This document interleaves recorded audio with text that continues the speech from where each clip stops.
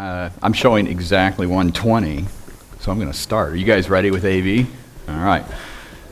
Stuart, are you going to lock the door in the back so nobody can get out? Okay, good. Okay. Welcome everyone to the Python 3 metaprogramming tutorial. Quick question: how many of you are using Python 3? Yeah, the number's going up. Okay, we're up to like 10% of the room now. Okay. What's this tutorial about? First of all, this tutorial is Python 3.3 or newer. If you're using anything else, you're living in the past. It's dead to me. I'm not talking about that. Okay. There are some support files. If you go to the website, you are not going to need those for this tutorial unless you want to try and follow along. This is going to go pretty fast. So unless you're like a super fast typist or anything like that, it's not the kind of thing where I'm just going to have you do a bunch of hands-on work. It's going to be more live coding and some other things. Basically, the gist of this tutorial: 2 advanced topics, Python 3, metaprogramming. Can you have too much of either? Answer is no, as you will see. If you're new to metaprogramming, it's, in a nutshell, it's basically code that manipulates code. It's things like decorators, it's metaclasses, descriptors, things like that. If you've ever seen this stuff before or heard about it, it's manipulating code in your program. And why you would care about this is basically the magic that a lot of, I would say, advanced frameworks and libraries use. They use a lot of this stuff to do interesting things. If you understand it, you actually get a much deeper understanding of how Python works. Generally, I think it's sort of fun and evil in a sort of interesting way, and it actually solves sort of a practical problem, which is basically dry, which is don't repeat yourself. As I'm illustrating here, not repeating yourself. Basically, highly repetitive code really sucks. It seems like if you have code where you're like constantly cutting and pasting and things, it gets really tedious to write. It's hard to read. It basically, what ends up happening is it just motivates people to write tools to automate the process, and then the tool becomes this like own monster of itself. So repetitive code, sort of not very fun, and that's actually what a lot of metaprogramming gets into, sort of automating repetitive tasks. So what we're going to try to do in the tutorial is kind of a modern journey of some of this metaprogramming stuff. If you haven't done much with Python 3, it seems like everybody focuses on Python 3. They're talking about, Unicode. It's like, oh yeah, okay. First of all, there's not going to be any Unicode in this tutorial. Okay, so, and honestly, I think Unicode is probably the least interesting part of Python 3. I mean, it's there, but it's just sort of boring. I mean, nobody cares about that. I mean, okay, so the really interesting part of Python 3 is more actually in sort of the language itself, some of the metaprogramming features, some of the advanced stuff. So I'm going to try to get into that. I'd say the target audience of this talk is basically framework, library builders, or just anyone who wants to understand how that stuff works. I think it's kind of fun to look at how it works. As far as some reading, a little shameless self-promotion, the contents of this are sort of loosely based on things in the Python cookbook, 3rd edition. This is the mythical 3rd edition of the cookbook, which actually is in physical form, fully written at this time. It's basically going to press in May, so right now it's in copy edit. If you want to take a look at this, by the way, I'm going to have it kind of floating around the conference and stuff. So that's actually coming out. And one little caution: if you do everything in this class or tutorial all at once, you'll either be fired or have permanent job security. That's all I'm going to say. It's a fine line between the two, as you will see.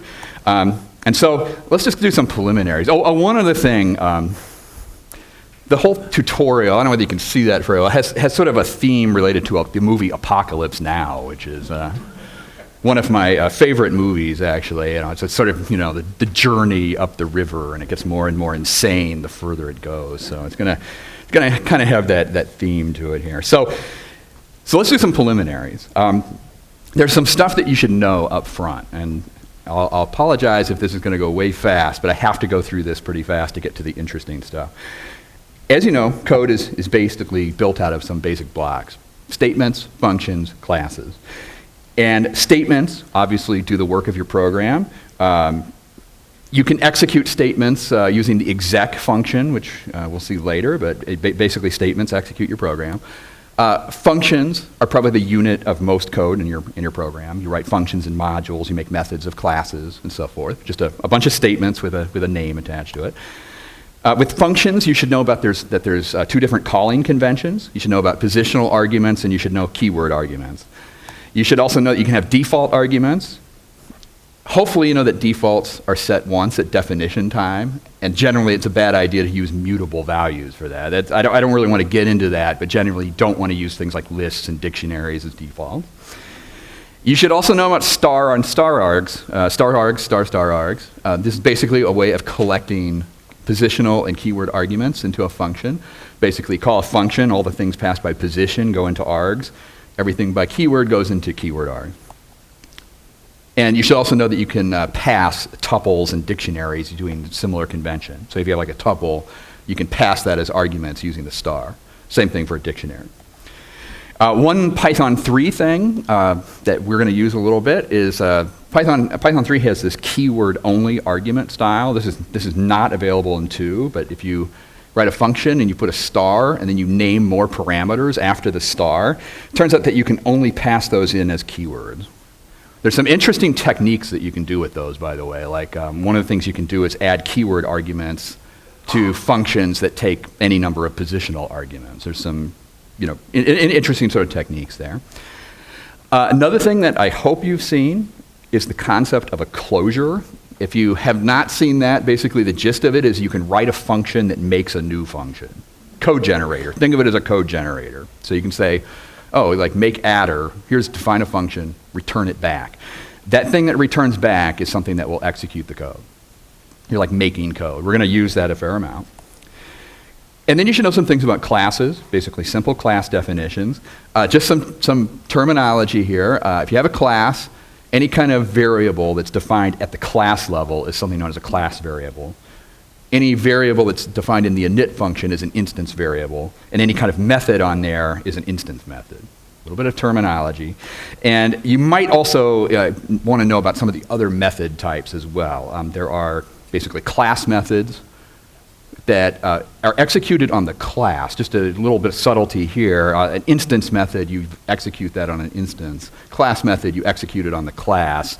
Static method is just a function put in a class, basically. Okay, so those are some things that you should know. Also, special methods. You can customize almost every part of Python using some kind of special method like getItem or getAttribute and so forth. And then inheritance with classes. You can basically take a class, inherit from it, and then customize it. Make some changes to it. And then last but not least, I hope that you know that the Python object system is layered heavily on top of dictionaries. Okay, so when you make an instance, that's essentially a dictionary sitting underneath the covers, and you're manipulating that. So that is the basics that I hope you know coming in here. If not, I'll just have to apologize for what's going to come. So the first thing that we're going to do here is I want to illustrate some basic metaprogramming concepts with something that is very, very easy before we get into like the really insane part of it later on. So the thing that I'm going to look at first is just the problem of debugging, mainly because it's really simple. So if you want to do debugging, the only proper way to do it is with the print statement. Okay, that's what I'm just going to say that up front. You have to use the print statement. That's the only one and true way to debug. So you have a function, put a print statement in there. Works great. You just run. You don't have to recompile or anything. Just run it, get print. Problem with that is it gets kind of repetitive after a while. I mean, if you're really having a problem, you're going to start getting a lot of print statements on functions and so forth. So you see something like that, and it's like, okay, sucks. Okay, so what have we got here? We have code repetition, repetitive code, repeating myself here. This is basically where you start to introduce decorators, or it's one place where decorator function might come up. It's basically what a decorator is. It's a wrapper around an existing function. And generally what you're going to do is just take that original function and put like some extra code around it. So this is the kind of thing that you would do. Let's just do a little live demo here. So I'm going to make first of all metaprogramming, by the way, needs to be done in Emacs. It works better in Emacs. So, yeah. Well, it helped. It's because of the Lisp. It likes to be. It's sort of like homeopathy, right? It picks up it picks up the meta-programming from the Lisp, even though we're not doing, let's not go there. Okay, so I'm going to make just a file here. I'm going to call it Debugly. Everything in here is going to have an L after it, because that's, the thing to do these days. So basically what a decorator might be is it's basically a function that takes a function as input. Okay, so funct is like your input function. Well, what the hell does that? Okay. Can't even write a comment. Okay, so that's going to be wrapped. And then what you do is you just define a wrapper that typically takes all arguments, like this. You're going to put your print statement in there, like I don't know, print. Python 3. Oh, Python 3, yeah. Okay. That print thing has got me so screwed up, man. It's like, so first of all, like when I first started doing Python 3, I started doing printf everywhere. I'd have like, no, it's true. I would write these programs and I'd go in there and run it, like 40 occurrences of printf coming from like, because I used to do a lot of C programming, and it's just, I don't know. So, okay, that's neither. Okay, print func name, and then you just return the function. Okay, so you would do something like this. Basically, you're making code here. Okay, so you're generating a wrapper, you're returning it back, and then what you would do if you wanted to apply that in your code is you would just say, okay, from debugly import debug, and then you would just apply it to your functions. Okay, so something like that. So if that worked, which I don't know, we'll find out if it did here, I should just be able to import that example code, do an add 2.3, and then print out the add message there. Okay, kind of lame there, but that's sort of the idea with a decorator. Basically taking like an existing function, you're going to wrap some stuff around it. Now there are some technicalities with decorators that are a little bit unfortunate. One of the things that's a little bit nasty about them, and you may know this already, is that they tend to lose a lot of their information. Like they lose their name. Like here it comes up and just says function wrapper, it's like, okay. And the other thing is it tends to lose like help information. Like if you do a help on it, it just sort of, wrap is like, what in the world is that all about? So one technicality with some of these decorators is that you have to do some other things. To really write them properly, you have to import this wraps feature from funct tools and then apply that as a decorator to funct. Okay, so you have to use decorators like in the implementation of a decorator. It turns out that what that does is it copies metadata from one function to the other. It changes the name, it copies documentation strings, does some other things. So that's kind of like a basic decorator. You can do that. Oh, actually, one note. I didn't do this in the example, but functions in Python 3 actually have this new attribute qual name that you can use instead of underscore name. It's like actually the fully qualified function name with like the dot of where it's located and so forth. So actually, let's see what happens if we change that.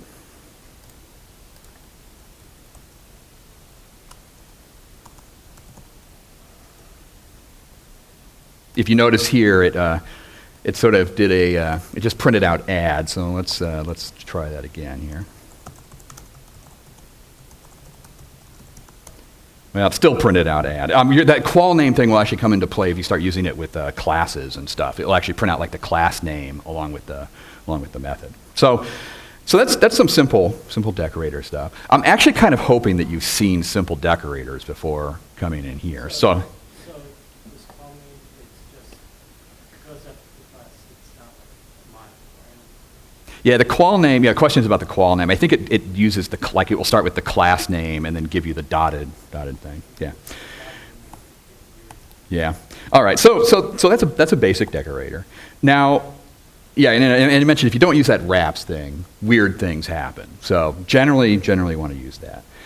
And then, okay, so slides kind of go through this demo that I just did here. Big picture.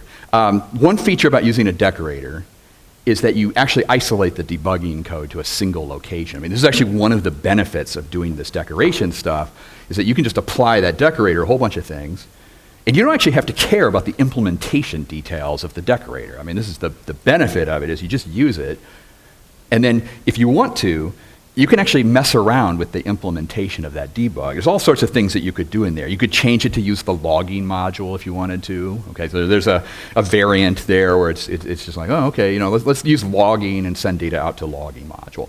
You could do things like have optionally disable the debugging. I don't know, maybe through an environment variable or some other thing. Key idea though is that you can change the decorator independently of the code that's using it. Do all sorts of different things. Very, very kind of cool. Now some variations of this. Let's go back to the debugging with print. It turns out if you debug with print, you're not doing it right unless you include some kind of magic prefix on the output. Okay, so like triple star or plus plus plus or one or bracket or something, because basically you have to grep through the 50 megabytes of output that you get from your program, and you have to see your debugging messages. So one of the things that you might want to do is have a decorator that takes arguments as input. Like maybe you want to change this so you can say, well, I want to debug it, but I want to pass in like a prefix or something to make that work. To do decorators with arguments, it looks a little bit weird due to the calling convention that takes place. Essentially what happens is you take a decorator, well, it basically calls the function with the arguments, and then it takes the result of that and calls it with the function. You end up with this really sort of bizarre construct here, essentially two levels of nested functions. And if you haven't seen this before, here's the gist of the idea. Basically, the outer function provides like an environment for use in the inner functions. Okay, so what happens here is this outer function takes like an input value prefix, and then that variable is just available inside that whole block of code. It's just sort of saying, okay, here's this argument. And then what you can do inside is you just write a normal decorator function, except that you can refer to that variable that got passed in. It looks a little bit funky if you haven't seen that before, but it's basically just this outer function that passes that in. There's an interesting reformulation of that I sometimes will do. See if this makes any sense here. Sometimes I'll start. Maybe I'll do this as a demo. It turns out that if you want to add an argument to a decorator, it becomes sort of weird because you have the prefix that you're going to pass in, but then you end up having to write sort of the same code that you had before. This is what you would have to do normally. It's like you would sort of start writing the code like this, and it's like, okay, I'm getting code repetition inside my decorator, which is supposed to eliminate code repetition, right? It's like it's messing with my brain that I'm repeating code here. So you can actually do some little tricks here. I mean, one trick that you can do is play some games with optional arguments. Like this. Let's see if you can figure this one out. Okay, so I'm going to make a function where everything is optional. The funct is none, prefix is that. And then I'm going to check if the function is none. It means that it wasn't passed, okay?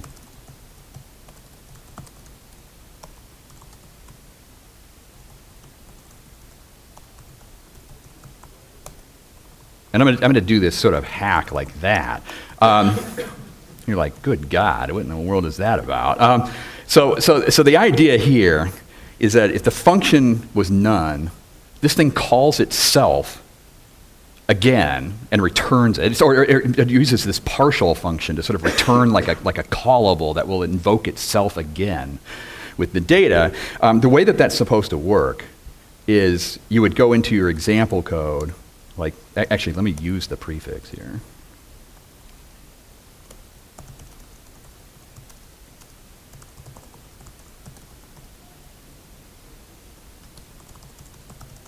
Okay, so I'm going to make a message and use that. The way that would actually be used in your code is really like this. You could either use it as debug, in which case it would work normally, or you could come in here and specify a prefix. You just say, oh, the prefix is star, star, star. It's kind of like a decorator that works either with an argument or without an argument. If it works correctly, which I don't know whether it will, but we'll find out. Okay, there's the add. There's the star, okay, the sub there. It's basically taking that as an optional argument.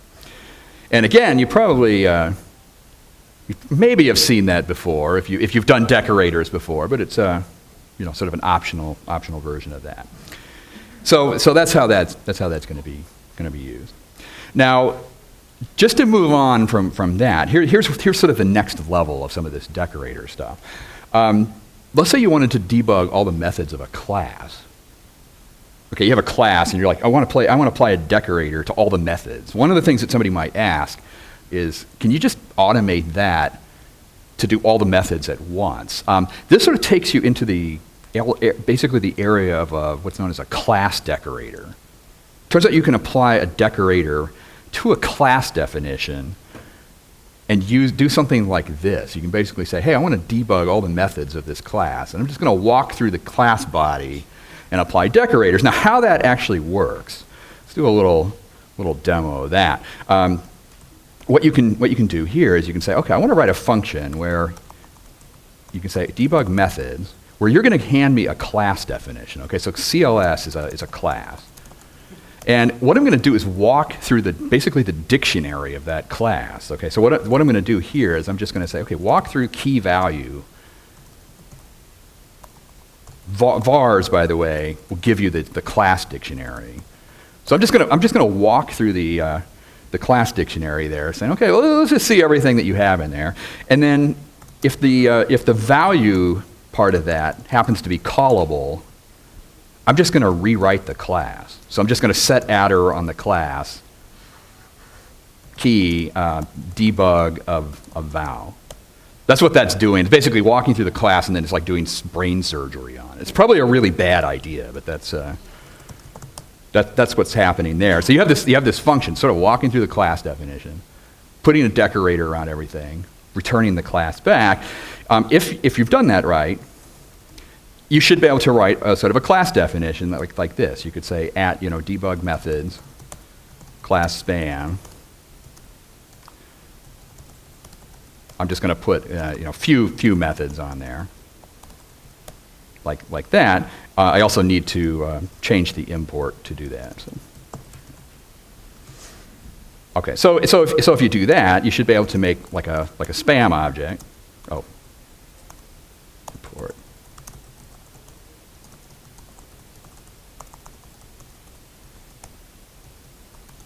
Okay. Trying to go fast here. Okay, so there you see basically it comes out and says spam.a. That's actually the effect of that qual name, by the way, is that you get the full class name and the name of the function in there. Okay, so this is sort of taking it to the next level. Basically, you can say, okay, I've got debug methods, takes a whole class definition, just decorates the whole thing. Okay, so kind of building up some concepts here. Sample use of that. There are some limitations of that I'm not going to get into right now. It does not work with class methods and static methods. So I'll leave that as an exercise for the reader to figure out why. So it's some advanced stuff there. But then, there's what? Does it work with other decorated methods? It probably would work with other decorators, just not those. It might work with those if you did it in the right order. Well, actually, no, I don't know. No, it's not going to work with those, period, in the way that we've got it set up. Yeah. Well, let's say, you have some other decorator. Yeah, it would probably do it. You could experiment with that, like. Which gets decorated first. Yeah, you could do something like let's say you had something like this. Yeah. It probably would work with that. I mean, what would end up happening is you'd get double output. Yeah, but what order? Yeah, what order? That's a good question, actually. I think the class method would come first because that was the outermost wrapping, and then the other one would come next there.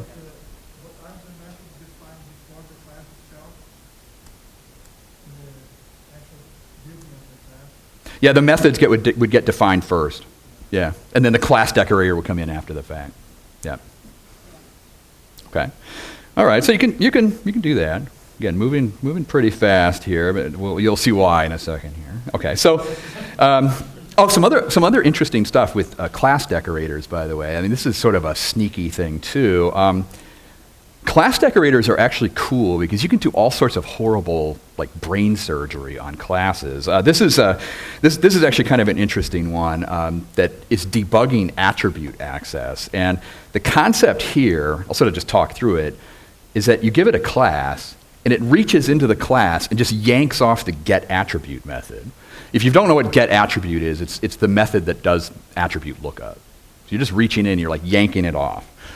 And then what you're doing is you're writing a replacement for it that has a print statement, and then it calls the original. That's what's going on here. It's sort of saying, well, okay, just print it on, then call the original version. And then what you can do is just drop this new version on the class. You can just say, here you go, here's your new getAttribute method. Return it back. What would happen with that is if you put this in front of a class, all of a sudden you'd start getting messages for all the attribute lookup. You've done some sort of evil, patching or hacking of the code there. So there's a variety of sort of interesting things you can do with that. And then kind of the final frontier here. What if you wanted to debug all the classes? I mean, I don't know. At this point, you might just say, well, you don't know how to program if you're doing this, right? You got to put a print statement on every method of every class and like some hierarchy or something like that. Again, you get back to this repetitive code business. If you want to solve that, the obvious solution is to define a metaclass. Okay, so you're like, what in the world? I'm going to talk about this in a second, but what? For what value of obvious? Yeah, what value? It's obviously a metaclass. Let me talk about this for a second. Well, let me tell you what this does, and I'll get into the details in a second here. The idea here is that this basically creates a class normally, and then it comes in and applies a class decorator to it. So what it's doing is it's saying, okay, make a class, now automatically wrap it, return it back. Okay, so a little bit of a head explosion with that. If you have not done anything with metaclasses before, here's the gist of the idea. Every single value in Python has a type. Hopefully this is something that you know by now, but like an integer has type int, and a string has type str, and a list has type list, and so forth. Everything has a type. There's a type system. It's in the language. Every type in Python is defined by a class. Okay, so there's a class for ints and a class for lists, and if you make your own class spam, and you make an instance of that, and you ask, what's the type of that? Python will say, it's a spam. Okay, the type of it is a spam. So classes are defining types. Very important part of the system. Now, here is where things get a little bit weird. Actually, I have a little bit of a typo in the slide here. I'm actually noticing this. Basically, the types of classes are all instances of types. Now here's the typo. Let me just fix the typo. This should actually be coming back telling me that it's a type. Okay? Not enough coffee when I prepared this, apparently. Okay, so it turns out that if you do this, everything will come back and tell you that it's a type. Like the type of int, oh, that's a type. The type of list is a type. Type of spam is a type. Everything is a type. And you have to think about this. Like, okay, classes are instances of types. Instances of types. Okay, well, if it's an instance of a type, then type must be a class somewhere, because that's what classes make instances. And it turns out that there is a class type. And what does a class type make? It makes instances of types, just like a class spam makes instances of spam, or a class int makes instances of ints. So there is this type object that makes instances of types, and it turns out that this is what makes classes in Python. So let's say you had a class spam, base, init, bar, something like that. If I were to ask you to deconstruct this thing, it's like, what is that? Well, it has a name, which is spam, and has a base class, which is base, and it has two functions that are in there, init and bar.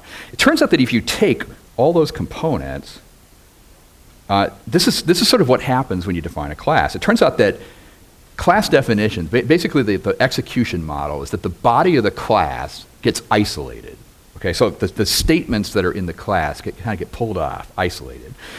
And then what happens is the interpreter will go off and make a dictionary that serves as the class namespace. Now, this is actually something very new that we're going to come back to later, but to do this, there's a method on type called _prepare that makes the class definition. Basically, it goes to that and says, okay, make the class dictionary. Okay, so usually it's just usually a dictionary. Then what's going to happen is the body of the class just gets executed in that dictionary. It's basically just run all the statements in the class, in the dictionary. And what will happen is that dictionary will just get populated by doing that. It'll get populated with all the methods. And then you just sort of throw this thing to the type class. You say, hey, go make a type. There's the type, it's spam, base, there's the dictionary, and then voila, you have a class. You get a class definition out of that. So essentially this type is making a class. And here's the sort of the idea on the metaclass stuff. What if you wanted to use something other than type?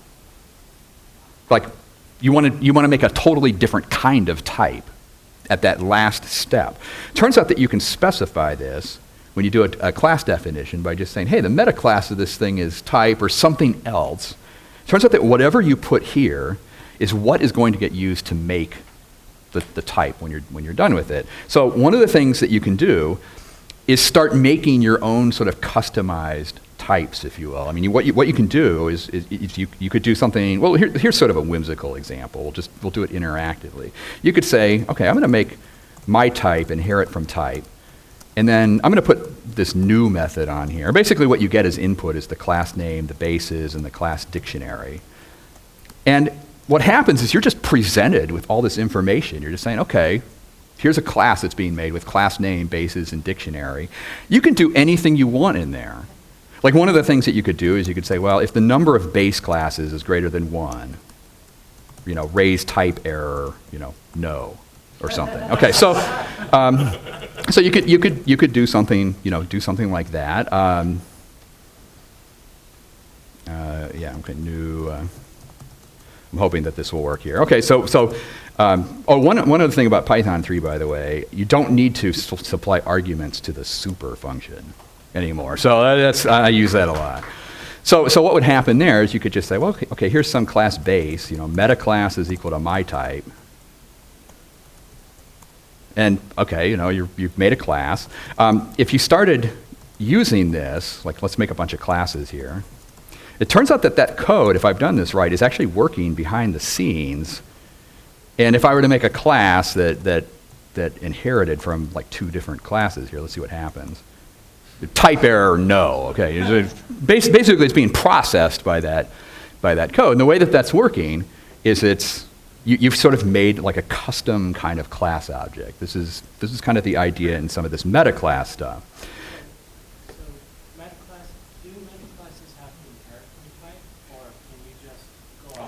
Yeah. The question is, do metaclasses have to inherit from type? Honestly, I don't know for certain, but I've never had one work without it. So I would say probably yes, like a 95% sort of qualified yes. But you definitely will. You'll generally do something like that. And really, the key thing with a metaclass is that you just get all of this information about the class. You can inspect it. You can modify it. It's kind of like a class decorator. And in fact, many of the problems that you could do with a metaclass, you could do with a class decorator. So, which actually raises the question of why would you do this instead of using a decorator? But so since type runs the eval on the code, the exact code in the body, and you use something else, like a C compiler. Does Python actually flex that code out before it does anything, or? Yeah, the question is, I guess, about code in the class body. I mean, I know Python will execute any statement whatsoever you put in a class body. Right. Like if you put print statements or anything, it literally runs the class body just like a script. So. But with the metaclass? Yep. So it does that first. It does that first, and yeah. Okay. Yep. So you can't quite hold that Yeah, basically, the question about the execution of the body, I mean, it just literally executes that. Whatever's in there, yeah. Regardless. Now, one of the questions that comes up is like, why would you use this metaclass stuff? I mean, actually, if in the Python world, metaclasses kind of have I don't know whether they have a bad reputation, but they sort of have a reputation of being sort of insane, or the Python's killer joke in reference to the Monty Python skit, where if you hear the joke, you die instantly, sort of thing like that. Really, probably the key thing with metaclasses is that they propagate through inheritance. This would be probably the distinguishing feature, is that if you put a metaclass into a class hierarchy, it actually becomes like a genetic mutation on the whole hierarchy of classes. I mean, it goes into the parent, and then it just propagates to all children automatically. And so somebody who's sort of suitably diabolical or something like that could drop one of these things up in like a base class for some framework, and then it just propagates everywhere in the framework. So getting back to what I did in the solution, we made a metaclass debug meta, that what this thing is doing is making a class and then it's slapping a class decorator around it. And it turns out that there's not much code there, but what it's actually doing is making that class decorator propagate through inheritance.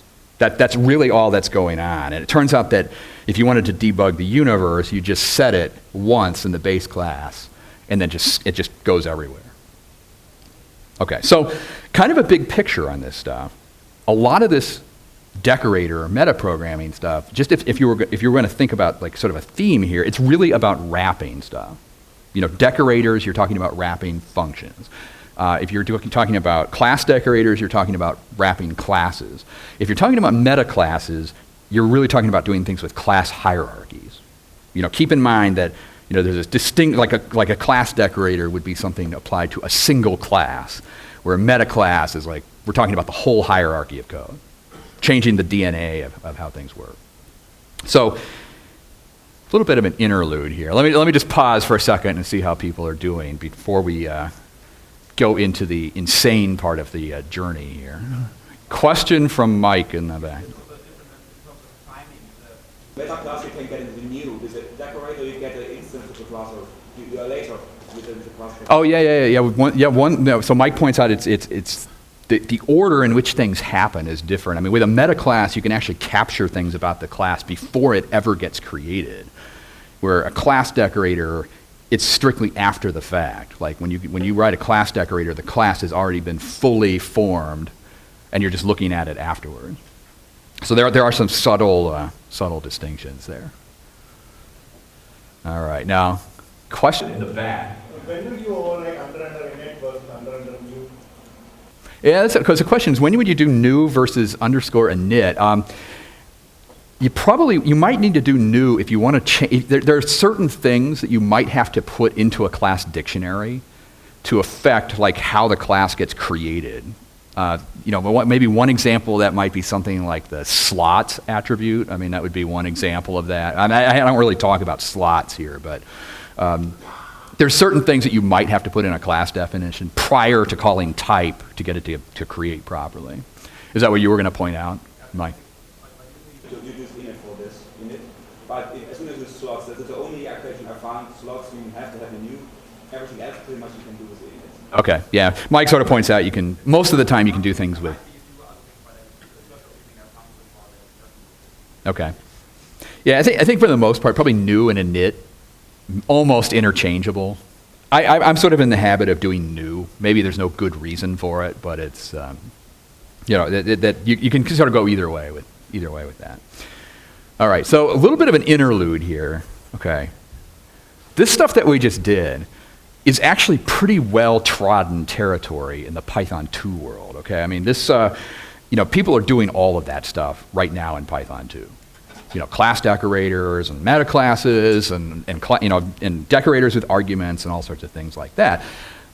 I don't think, well, at least I hope not, you didn't come to this tutorial just for me to rehash Python 2 decorator. Okay, so I want to talk about some other things that are possible, some more advanced stuff that is Python 3 specific. And to do this, I'm gonna talk about a problem. We're gonna build something up from this. Let's say you had some code with a bunch of data structures, and this is gonna be something really simple. I actually have this code available here, so let me pull it up. Okay, so This is going to be my starting code like that. Does anybody sort of find that kind of annoying? Yeah, it's super annoying. I mean, it's like, oh, man, it's pretty repetitive. I've actually written code like this myself where I had to like define like 20 different data structures, all with sort of slightly different attributes. It's just like, oh, that's really horrible. So there's some things you can do with this. One of the things that you might see, and this is actually a technique used in the standard library, is you can just generalize this a little bit into with a base class. I mean, this is going to look like a little bit of a hack, but you can do things like, okay, I'm going to make like a structure class where you define like a list that has the fields. You'll see how this works in a second here. And then what I'll do is I'll just say, well, for name val and zip, self fields args, set attr self name value or something. Okay, so what this is doing is you're trying to write sort of like a generalized init function where you just say, okay, this is going to set a bunch of values. And then what you would do is you would define all of your classes to inherit from that. That's just a star args right now. But the idea is that you would, yeah. Okay, so you might do something like this. This is actually a trick I've used in Python 2 before to do this, where you would just say, okay, I need to put some base class. Okay, so what you do is you take a init, you hoist it up into a base class like that.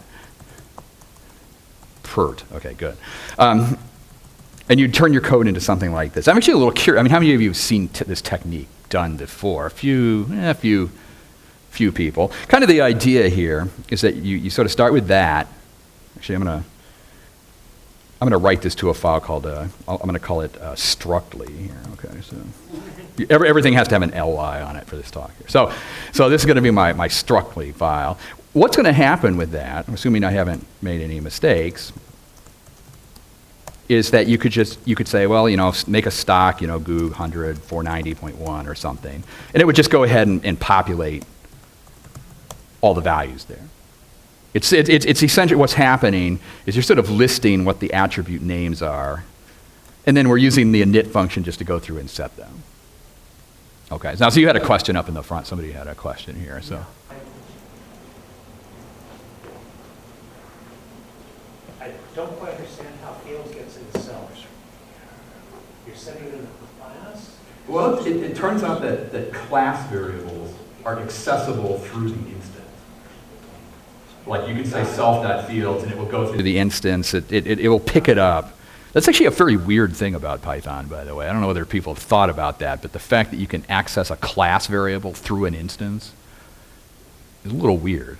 I mean, it's a little weird in terms of OO programming sort of style. But I guess you could do this another way too. I mean, you could. Here would be the other way of doing that. Instead of going self_fields, you could chase the class attribute and do it like that too. So there's a couple of options there. Actually, that might make it a little bit more explicit about what's going on there. So I'll go ahead and leave that.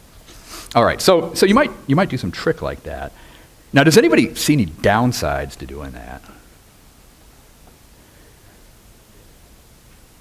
Well, I didn't hear the comment, but one problem with this is that you lose a lot of like useful debugging kinds of stuff. Like one of the things, if you tried to do a help on the class, you don't really get any information about the calling signature. It's like just star args.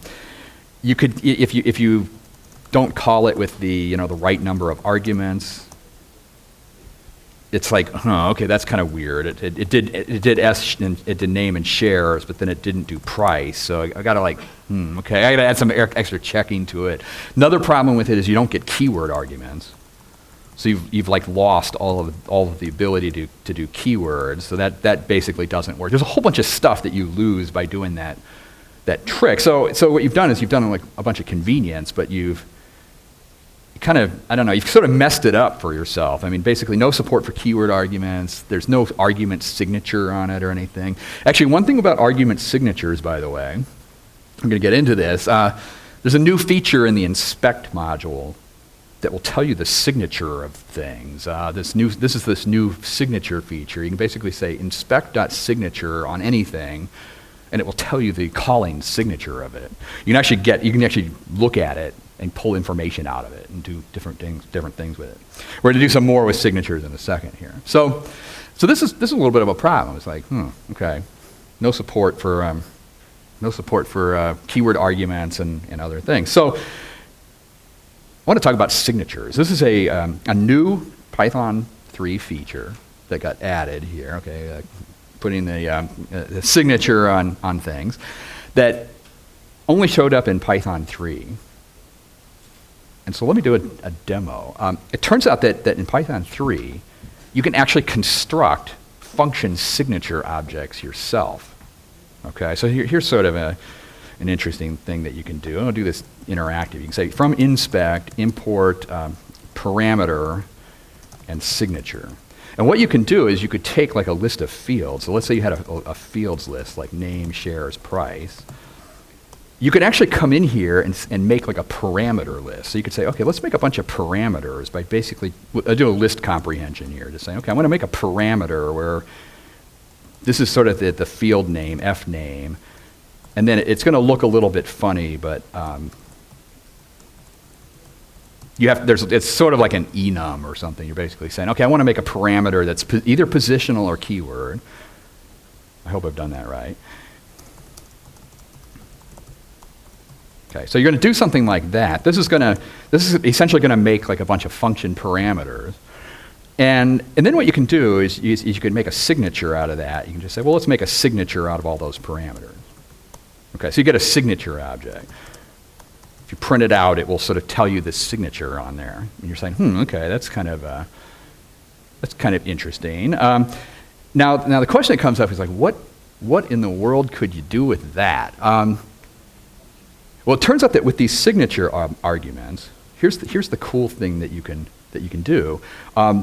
You can actually bind them to star args and star keyword args. It's kind of a neat little trick. So one of the things that you could do is you could say, okay, let's just try that here. You could basically make a function like foo star args star keyword args. And what I'm going to do is I'm going to do like a binding operation like this. I'm going to say take that signature and bind it to the values there, and then what you can do is you can sort of pull the values off. I'm hoping that this will work here. So let's just try this here. So what's going to happen is okay. So foo 1 2 3. It basically comes in and says, okay, name was 1, shares was 2. Price was 3. Turns out that this binding thing is really smart about what it does. Supports keyword arguments. Get things in the right order.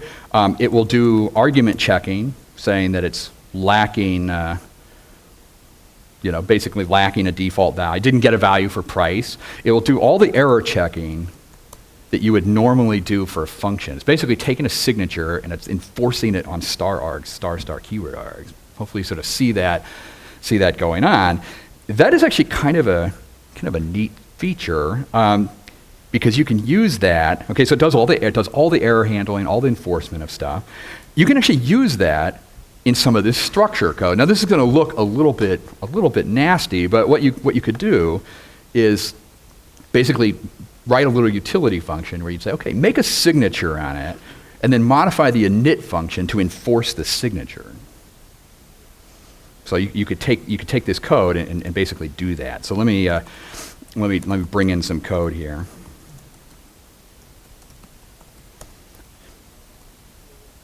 I'm really fast at typing, by the way. I'm going to prepare that in advance. So what I'm doing here is I'm basically saying, okay, let's do a make signature. I'm going to modify the structure class so that it looks for signatures instead, and then does the init from that. What's going to happen to sort of make that work is now all the classes are basically going to do something like this, where they're going to say, okay, signature is equal to make signature on the fields. So it's going to look a little different than before.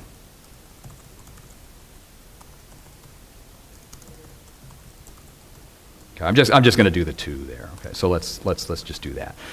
But what will happen there is that all of a sudden your classes are just going to behave so much nicer. I mean, essentially, if that works, you'll be able to make, classes using any combination of keyword arguments,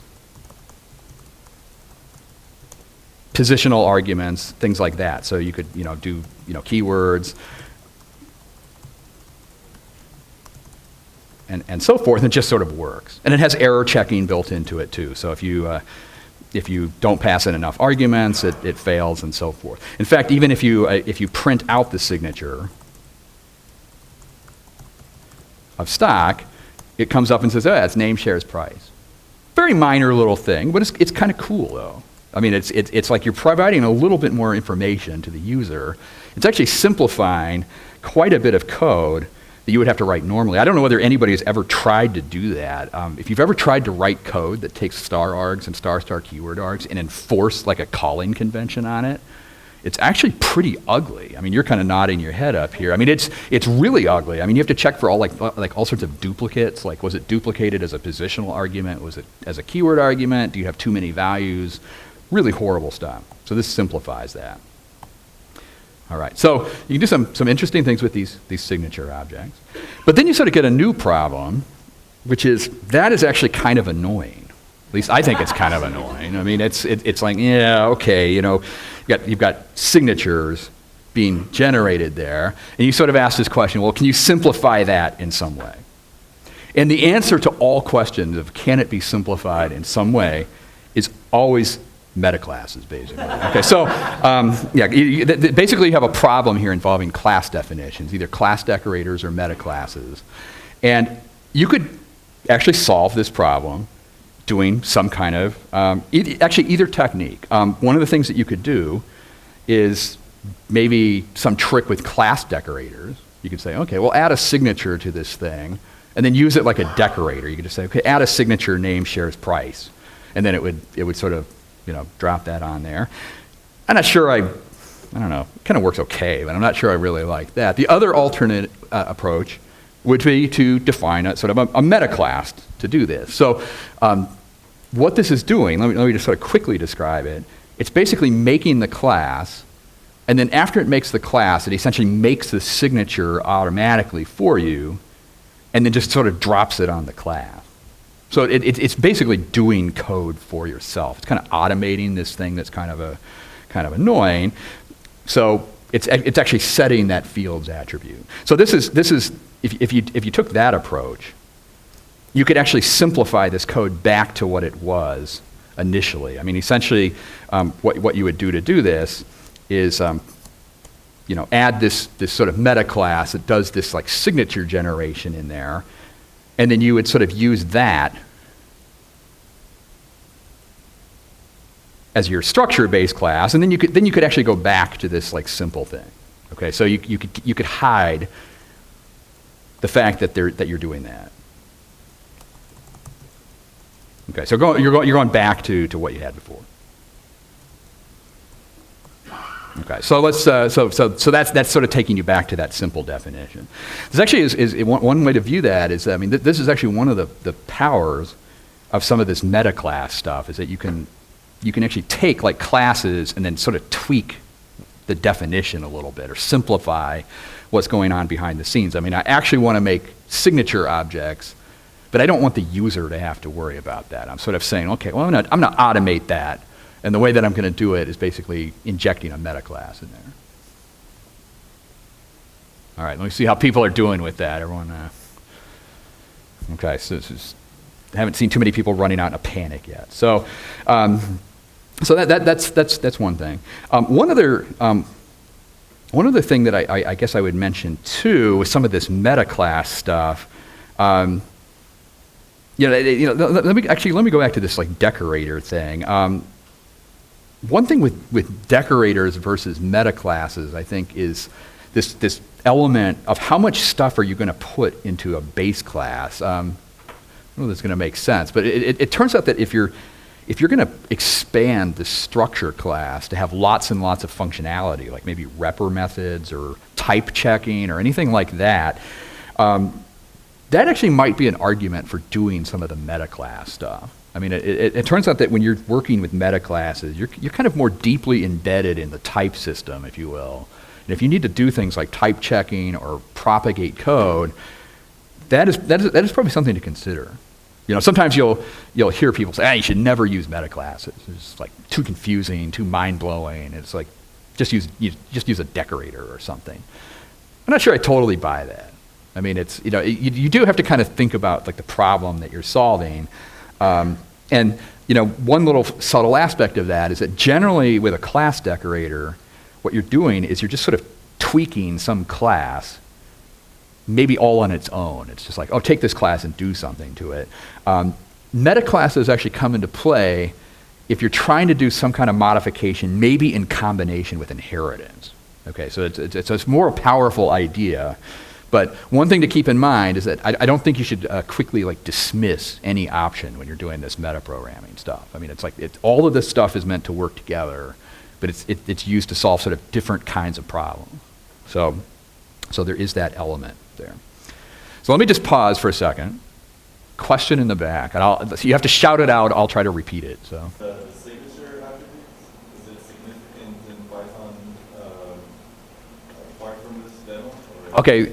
Yeah, the question about the signature attribute apart from this demo, I think it actually is significant. Like there are parts of Python that look for that, like actually the inspect signature function, like if you say print, like that thing that I just did there, print inspect signature, actually looks for that double underscore signature object. The one thing that is missing, I don't know whether there's any core developers sitting in here, but it turns out that the help function does not look at signatures for some reason. And it should. I think it should, actually. I mean, it comes up and basically it says star arg, star keyword arg.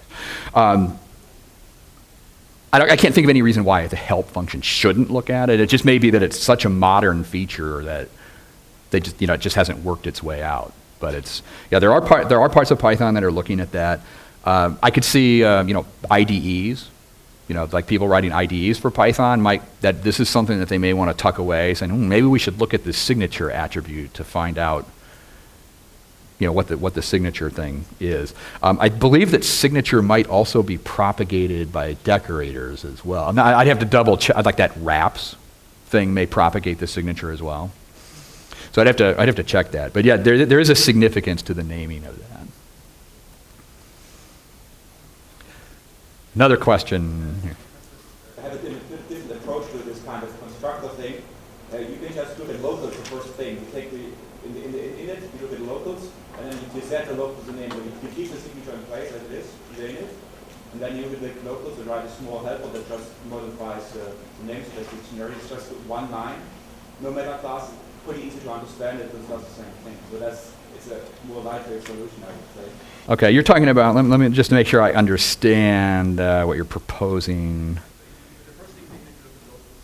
And then you go to the locals and you pop off self, you delete the self from the locals, and then you just set it. Same thing you did with name value. Okay, so like here you would be using locals then.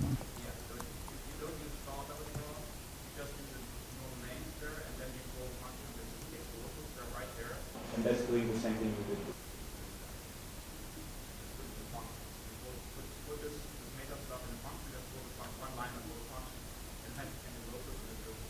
Okay, I'd have to see that. I mean, I don't want to get into it now, but I mean, I will have to admit that I'm a little bit leery of messing around with locals too much doing this. Partly because you can run into problems if you ever start messing around with things like slots and stuff. So. Okay. Okay. Yeah, I'll catch you later on that.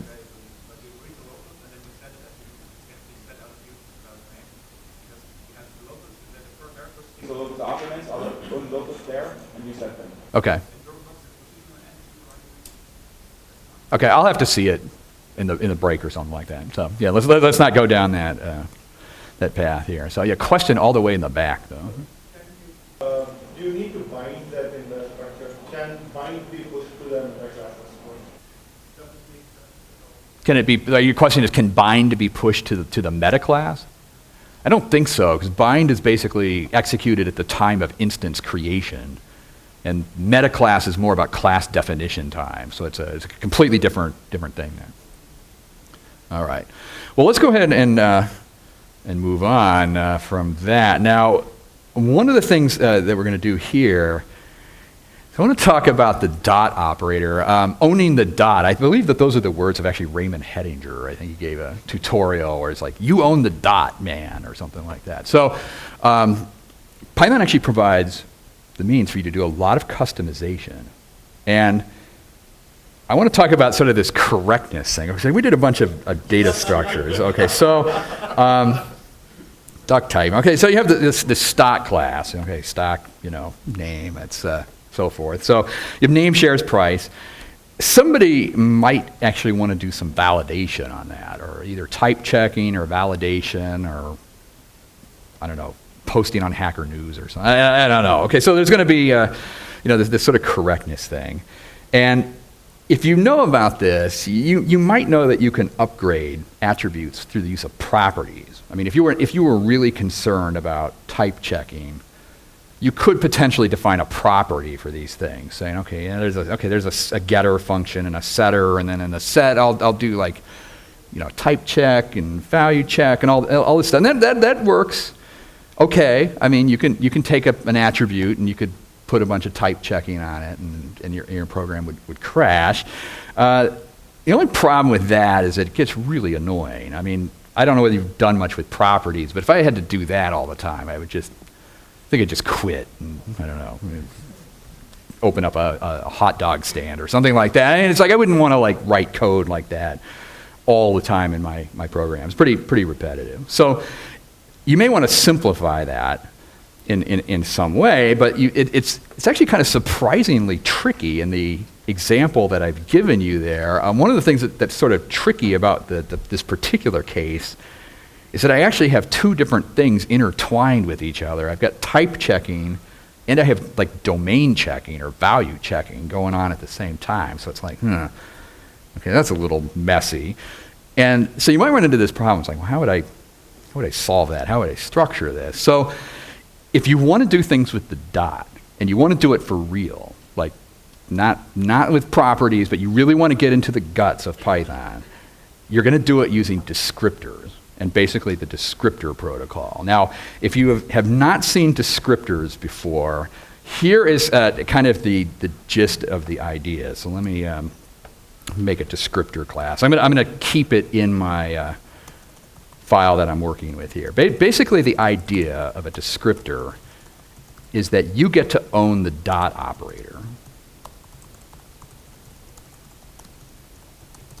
I'll explain this name attribute in a second here. So what you can do is you can write a get method that looks like this. I'm just going to put a print in there for starting, not like that. Okay. So I'm going to lose points every single time I do that.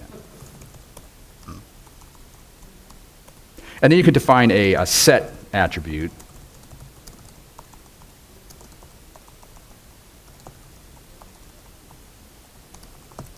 Looks like this. Print out the value. And then you can also do a delete attribute.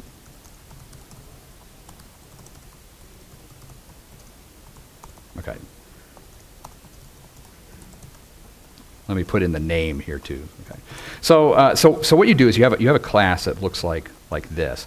Now, what this is basically owning the dot operator for a single attribute. Okay. So this is essentially going to own the dot for a single thing. And here's how this works. What you would do is drop this into a class definition. Okay, let's say you had a class and you're like, you know what? I want shares to be captured by this descriptor object. What you would do is you would do something like this. Okay, you're sort of, you're putting this thing in the class definition. So you're basically redefining the meaning of dot shares. That's what you're doing there. And it turns out that if you do that, and you try your code, so let's try this out here. I think I was calling this structly here. Okay, so let's say you decided to make an object. All of a sudden, you're basically saying, oh, okay, set shares got set to 100. What's going to happen is you've basically intercepted shares, all the operations on shares. You're setting the getting, the setting, deleting. Okay. Now, one of the things and just for that attribute, by the way, like if you look up price or anything, you're not seeing anything. It's just basically on shares. You went in. Think of it like a laser beam. You went in there and you said, okay, shares. I'm gonna redefine what you're doing there. So, what you can do with a descriptor is sort of do fine-grained redefinition of what happens with the dot. Now, everyone's still kind of with me on that. Now, here's what happens in these descriptor objects. It turns out that this instance argument is basically the instance that you're working with. It would be like the stock, basically, like that I'll just put, a stock instance. And typically what you're going to do in these methods is you're going to directly manipulate the underlying instance in some way. There's various ways that you can go about that, but one of the ways that you could do it would be to do things like reach directly into the instance dictionary, for instance, and just say, okay, I'm going to go down into your dictionary and yank something out of the dictionary. Or the self here, I'm going to go down and into your instance dictionary and drop a value on there.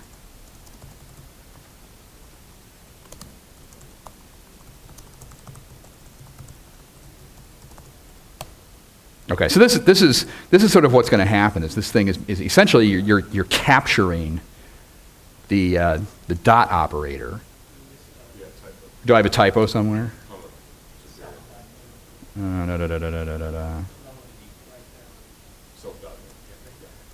Yeah, there's that problem. We'll just never delete anything. That's that would be the part that we don't unit test and we just ship to see whether anybody ever executes that code there. Okay, so this is the thing that you can do. Basically, you can write a descriptor where you capture the dot operator, and you would say, okay, that's kind of interesting. You define that.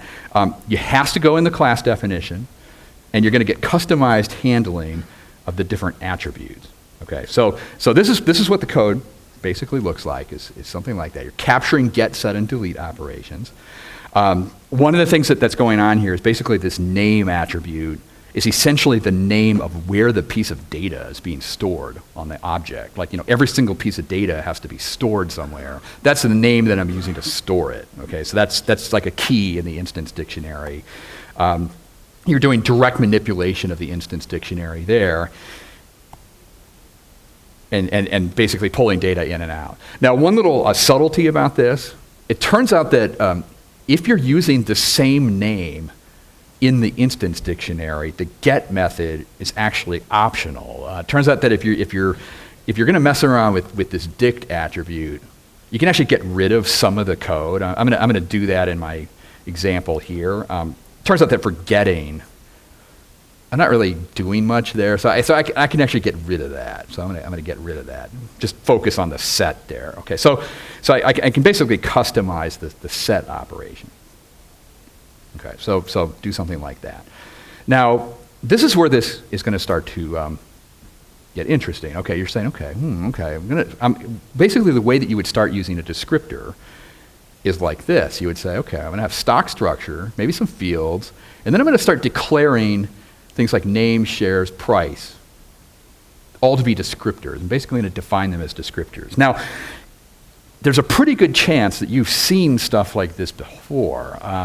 For example, if you've used things like Django or Web Framework, you get in there and like you've talked about like the definition of models, right? Model fields and things. They'll say, oh yeah, you're gonna find a class, and one of the fields is like a car field, and the other's like a date field, and then a primary key and things like that. You see class definitions that sort of look like that, and that actually gives you kind of an indication of how this stuff is going to get used. It turns out that you can start building basically checks into this whole descriptor mechanism. Now, so let's say you wanted to do type checking. All right, let's go ahead and add that here. I could basically make a class where I would say, okay, I'm going to make something called typed, which is going to inherit from descriptors. And then what I'm going to do is just, what I'll do is I'll make an expected type here. That's what this is, okay?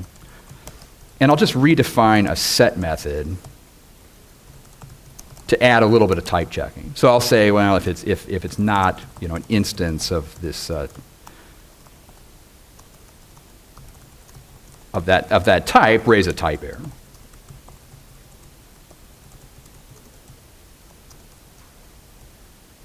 I should probably be using the class there, but I'm not going to worry about it. Okay, so you could do something like that, and then I'm just going to pass this back onto the set parameter for or the set method for the base class.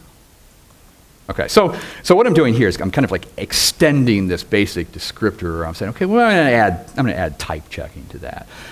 One of the reasons why I've got it sort of formulated like that is I can easily specialize this. I can say integer is typed where the type is equal to int, and then float is equal to typed where the type is equal to float. String is equal to typed where type is equal to str, basically building this sort of thing out. And what you can start doing now is I could come down here and I could say, okay, stock, name is equal to string name, and then shares is equal to integer shares, price is equal to float price. Okay, if you've done anything with these web frameworks, all of a sudden it's like, oh, wait a minute, okay, I definitely sort of started to see things similar to that. Okay, so what we're doing is kind of extending this thing out. Just delete that for a second. I'm gonna write this out to a new thing here called typely. Okay, all of a sudden we're doing type checking, so we better give it a new name. And if you try this, let's just try it out. Okay, so what you've got now, okay, typely.py, is you should be able to make these structure classes. I still have that print statement in there, so you see it setting stuff. And it should be enforcing type checking. I mean, you can change things, but if I try to change the name to something else, it blows up. Okay, so it's doing a little bit of validation on the data here. Okay, so you kind of look at that and say, well, that's kind of cool, actually. At least I think it's kind of cool that you can own the dot operator like that, customize the set, and put some validation in there. Let me see if everybody's doing okay so far with that. You guys still with me on that? I guess the only thing I don't quite get is how this is just a descriptor, there's no magic. So when I do a get and there's nothing there, how does it fall back to the other thing? Yeah, the question, if there's no get, how does it fall back to the thing that was there before? I think it's just programmed that way. I mean, that might be kind of a dumb answer, but I think just the internals of the interpreter. For descriptors, it looks to see if there's a get method, and if not, there's some default implementation of the get that's underneath the covers. If that's actually undocumented behavior or something like that, then I'm just going to burn in hell for presenting this tutorial. But I have seen that before. One critical thing about that, by the way, though.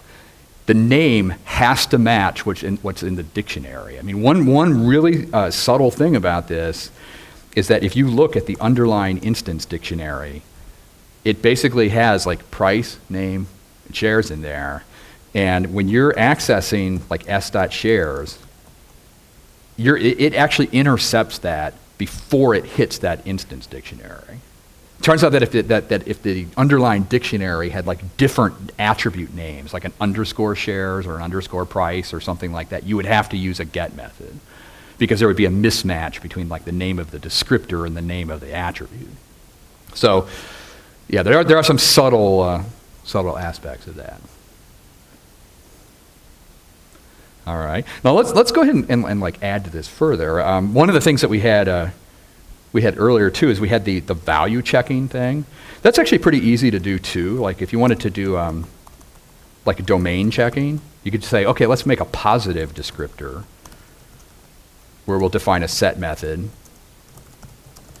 And then how would you check if it's positive? Well, you would just say, well, if the value is less than 0, go ahead and raise a value error. Some mathematician will probably get me for saying, well, technically that just means non-negative or something like that. But that's fine. Okay. So, okay. So we'll write a new descriptor value. Kind of see what's going on here. It sort of says, okay, we'll just check the value. If it's not right, we'll just raise a value error, and then we'll just delegate to the parent there. Now, you might look at that and say, okay, well, how is that supposed to be used? Well, what if defined there? Does anybody know what that is or how that class is supposed to be used? That's actually an example of a mix-in class. The only way that would actually be used properly is through multiple inheritance. Let me show you what I mean. Let's say you wanted to have a positive integer. You would say, well, how would that work? Well, that's basically an integer combined with positive. And let's say you wanted to have a positive float. That's a float combined with positive. I'm kind of doing this on purpose to make everybody's head explode with the super function, basically. So what you've got there is what I'm doing is actually combining like two different implementations. I'm combining type checking and I'm combining value checking together into some new thing, and then I can sort of use that in my class down here. I could say, okay, let's do positive integer and do positive float, and let's just see what happens with that.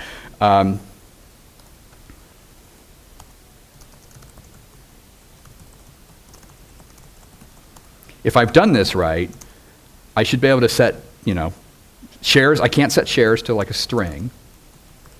Okay, get a type error, and I can't set it to a negative value. Got two different checks going on there, basically type checking, value checking, and some other things. Now, that code that I just wrote there, that is some extremely subtle code like this. It turns out that the order absolutely matters there. Do you know why? It basically, the reason it matters, like let's say I were to flip it around, like I'm going to do positive first, and then integer. If I did that, I would actually be trying to do a numeric comparison, possibly on a non-numeric value. It turns out that it will go in the order that's listed there. So that one actually, like this one, would not actually work like I wanted to. I mean, what would happen is if you did that, like here's what would happen if you said s.shares is equal to like a lot. You'd get a completely different error saying unorderable types. Like what in the world is that about? Basically, the order is sort of messed up with that. So the order absolutely matters. This is going to turn everybody off of multiple inheritance forever here. Okay, so just as a disclaimer, this tutorial, as you'll see in a second, aims to combine every horrible, insane thing that you could possibly have at once. Which we'll get to that as we go further. So you can add the value checking in there. It's like okay, interesting. One thing about this, multiple inheritance is actually being used as kind of a basic building block here. We have all these descriptors, and one way to think about them is they're like Lego blocks that are going to stack together, although they have spikes sticking on it. So you have you're basically going to have Lego blocks that sort of stack together. Just to be clear about that, the super function is not the spike. The super function is the little connector socket there. The spike is just for show to keep coworkers out of your code. Okay.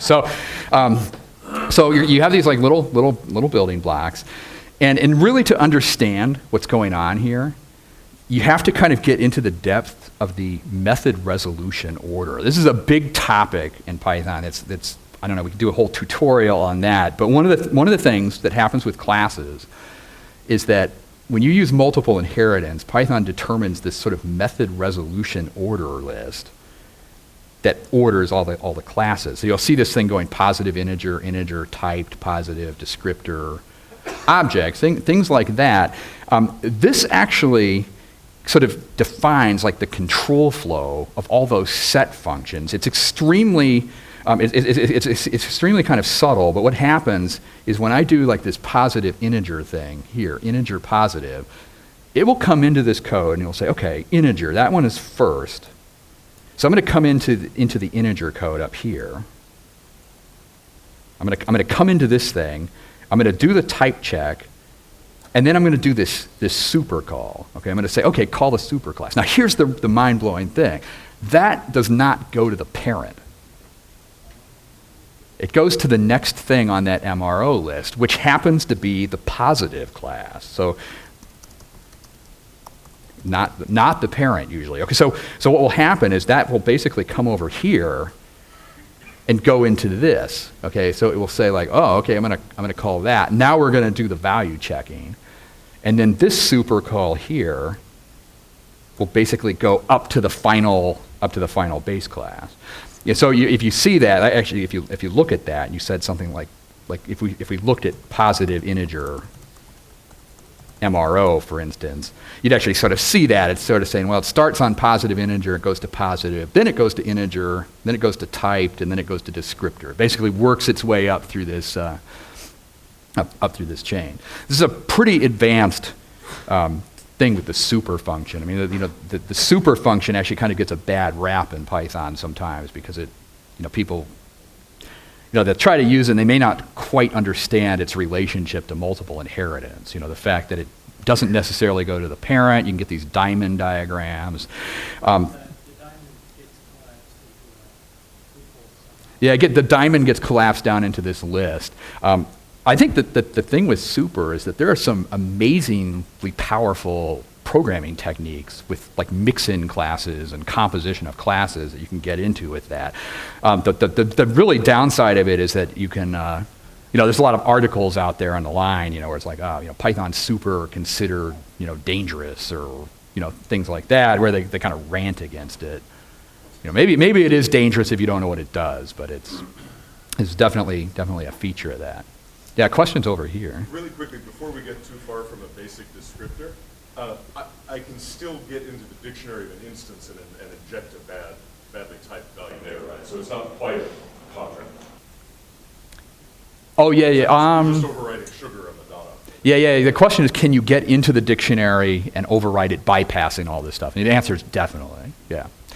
Yeah, if you're evil and you know what's going on, you can get into the dictionary and do things.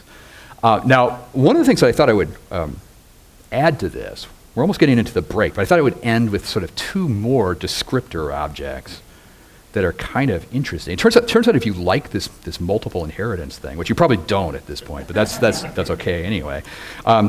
You can take this further. Like here is, I have this already kind of programmed here. You could actually do a descriptor that does something like length checking. And this one is actually going to blow your mind a little bit. Actually, let me move this just down a little bit because it kind of comes into play here. It has a size descriptor, has an init function. Okay, this is probably a technique that you have rarely seen. You're not generally supposed to do init functions with multiple inheritance, especially ones that take custom arguments. You're like, what in the world? Okay, you have to look what's going on here. It's like max len. This is one of these keyword-only arguments. You can only do that by keyword. It takes a star args, it takes a keyword args, and a max len. It then pulls out its value, and then it just does super without the keyword argument. It's kind of like, this is sort of weird what's going on here, but it like takes an argument and then like pulls it out of the calling convention and then just passes all the remaining arguments along. You're like, okay. So then you could do things like this. Or you could say, oh, okay, I'm going to make a sized string, where it's like, oh, string it's a string and it's sized. It's like, okay, that's kind of interesting. What's going on there? The only thing that would make that even better. You'll love this. No, not metaclass. No. You know what it is, though. It's you probably know what it is. It makes everything better. It's regexes. Okay, so you could do something like you could do like this. You could say, well, this is a regex descriptor that takes a pattern, does like a pattern match. And now you could do things like, well, let's have a sized regex string. It's a sized string regex, tons and tons of multiple inheritance here. You can never have too much, especially with regexes. So you could come down here and you can say, well, okay, well now this name thing, this is like like a sized regex string or name where like the pattern, you could basically specify a pattern, it's going to be A through Z plus star and max len equals 8 or something like that. Okay, so now you have keep in mind this is like really freakish, weird stuff going on. You have like two different init functions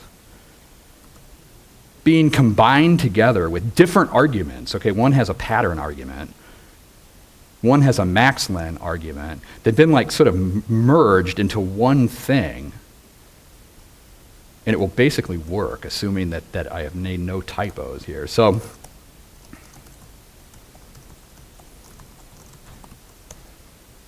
okay, so if I've done this right, I shouldn't be able to set like a long string because it's too big.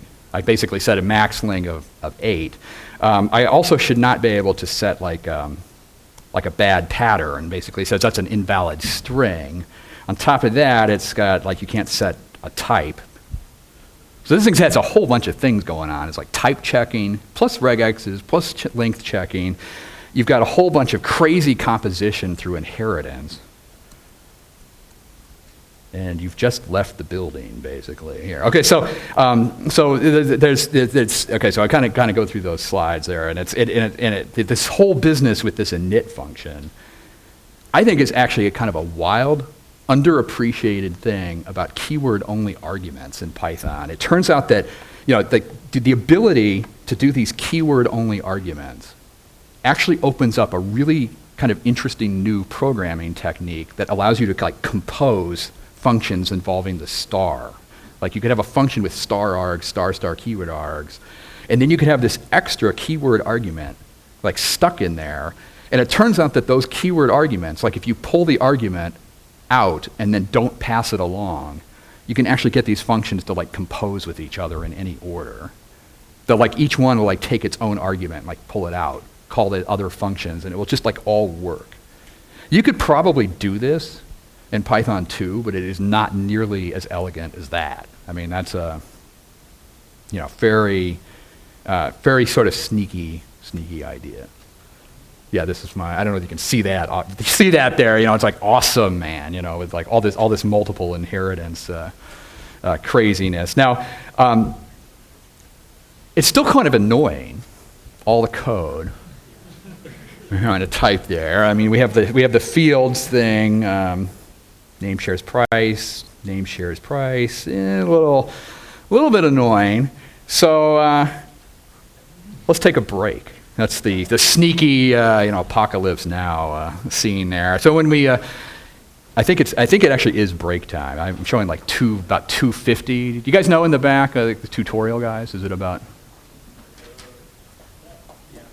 Okay, I'm going to declare it break time. So I think we have like is it a 20-minute break for the something like that? Okay, so 20 minutes. We'll come back and then we'll build on this. Okay, with AV. Thumbs up on that. Okay.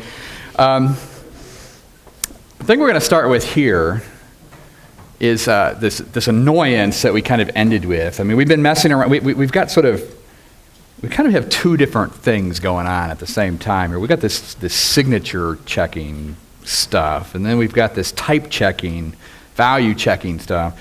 And they're not really unified together very well at this point. One of the consequences of that is that there's sort of a lot of repetition in the definition of these classes. Like there's the declaration of the fields, and then you have, repetition. Like how many times does name appear in there? It's like it appears there's name there, there's name over on the left, there's name in the string there. Quite a bit. It's quite a bit of sort of repetition. And if you have that problem, you may want to push this a little bit further. Of course, you know what the solution to the problem is, right? It's yes, metaclasses. So let me drop that on there and show you what happens with this. So it turns out that you can solve that sort of problem by introducing a new metaclass into the mix here. So I'm going to change the metaclass that I had before. Let me make sure I have this right. To do something a little bit different here. Okay, so it's almost the same code as before, except I've got a couple of new things going on. The first new thing that's going on is the use of the collections. I'm basically using an ordered dictionary all of a sudden. Hopefully you know about that. If you haven't seen that feature of Python, there's basically a dictionary keeps things in order in the collections module. And then what I'm doing in my meta class is I'm basically adding a new method called _prepare. I'm like, double underscore prepare. This is a new thing. This is a Python 3 thing that you do not have in Python 2. And what this method does is it returns the dictionary that's supposed to be used during class creation. Okay, so like when you execute the class body, it executes in a dictionary. That returns the dictionary that's going to be used.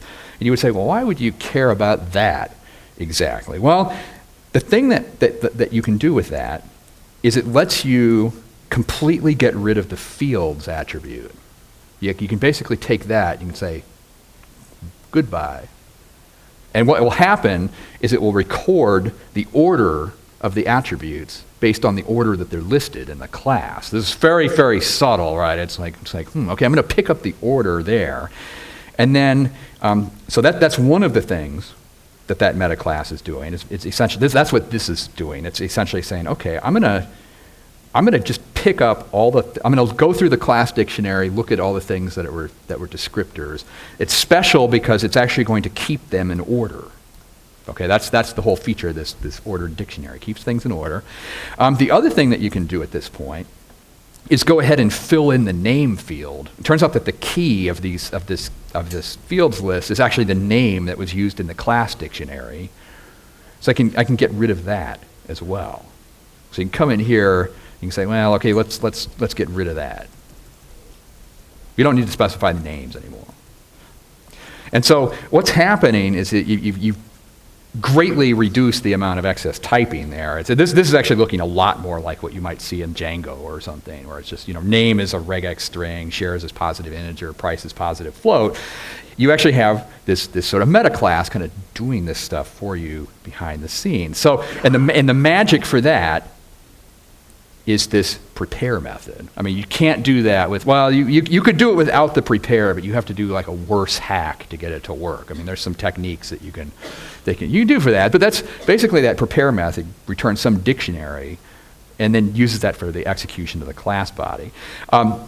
Just and again, what ends up happening there is you're going to record the order of the definitions in this ordered dictionary, and then the fact that they're ordered lets you collect this, basically lets you get the fields attribute. You can automatically sort of produce that, so you don't have to provide it anymore. I don't know, everybody see that there? Yeah, question up here. Is there a guarantee in the language that the class body won't be subject to any pre-processing that would change the order? Or is that just a convention that we can rely on for now? Yeah, the question is there any guarantee that something in the language won't change the order of execution? I'm not aware of anything that would change the order of execution, unless somebody's like doing source code rewriting or something. Like fancy compiler. Yeah, or compiler trick or something. Yeah, but yeah, that does record the order. There is another kind of angle on this stuff. I'm not going to explore it too much, but there are other things that you can do. Like if you wanted to make even more complicated dictionary objects, like you could make something that inherits from ordered dict and then does things like duplicate detection. I mean, you could actually write code that does some things like generate error messages for duplicate entries and class definitions. I mean, this is sort of like open territory. I mean, one of the things that I kind of explored, it's not in this tutorial, you can do things like multiple dispatch on methods, doing tricks like that. Like you could have a class dictionary that would record the methods that have been seen, and then if you ever saw like the identical method name again, you could like look at that and do things with like this, like look at the signatures of the methods and then try to do like a dispatch function, and basically giving you like overloading or something. I'm not sure I would advise doing that. I mean, it's sort of horrible, but I mean, there's various like opportunities for evil kind of doing that. It just has to respond to that item. Yeah, it's just a dictionary. Any mapping object will do. So that's actually what's going on in that code. It's basically just collecting all the names of stuff in the class. I'm only looking for the ones that are descriptors, though. That's kind of a critical feat. I'm not interested in methods or anything like that. I'm just interested in the ones that were basically derived from that descriptor class that I made. So I'm just collecting those, making the fields.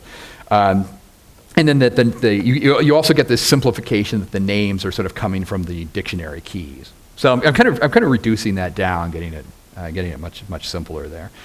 And then you just sort of keep the code the same. So you can keep the class, keep the signature the same, do all the stuff basically the same. Now there is one little minor technicality. If you're going to do this class stuff, it turns out that when you actually go to create the class, like the real live working class, you cannot pass in an ordered dictionary or any custom dictionary at all. I think it actually has to be a full proper Python dictionary. So one of the things that will happen is that, you know, if you do any of this like custom dictionary stuff, you're sort of free to use that all the way up to the actual point where the class gets created. But at that point, you have to turn it into a real dictionary. If you don't do that, you get some sort of weird cryptic error message, I think, by doing. Actually, I'm not even sure what the actual error message is for that, but we could try it and see what happens. So like here, if you don't turn it into a proper dictionary, let's just see what happens with that. Well, actually, it did seem to interesting. Class object.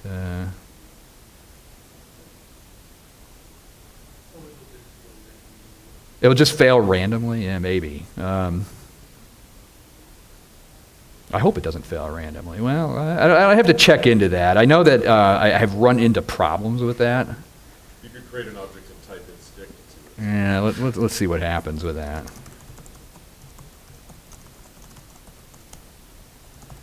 Well, it seems to be working, but I'm not real convinced about it right now. Huh. Okay, well, let's not go there. I'll leave it uncopied for now and just see if it breaks later on. Have run into trouble with that. So that's one thing there. Now, yeah, all right. So now we're getting into some problems here. Okay, performance. Okay. Would anybody care to hazard a guess about what's going on with that? Okay, so we just added a whole bunch of stuff. We added like the signature stuff, the generalized init, the type checking, value checking. It's not good. It's not good what happens here. So if you, yeah, it's bad. So you have the simple class versus all this meta stuff, and it's like, oh man. Okay, so 86 time performance hit on instance creation.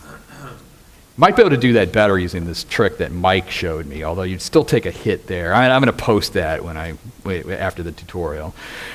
One shining spot, attribute lookup, unaffected. Now you say, why is that? It's because we didn't implement get method. We didn't implement it, so it's using the default. It's nothing's there. Assignment operation is also not real great. You know, like 30 times slower for that.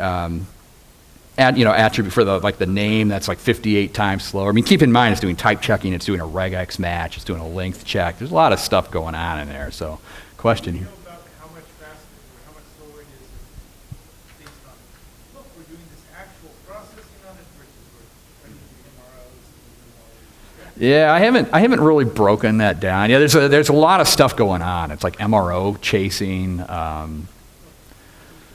there's also actually checking to make sure it's the number of positives. Yeah. The actual checking is probably the minor part of it. Yeah, we'll see that. So what we're going to do here, this is going to be so bad.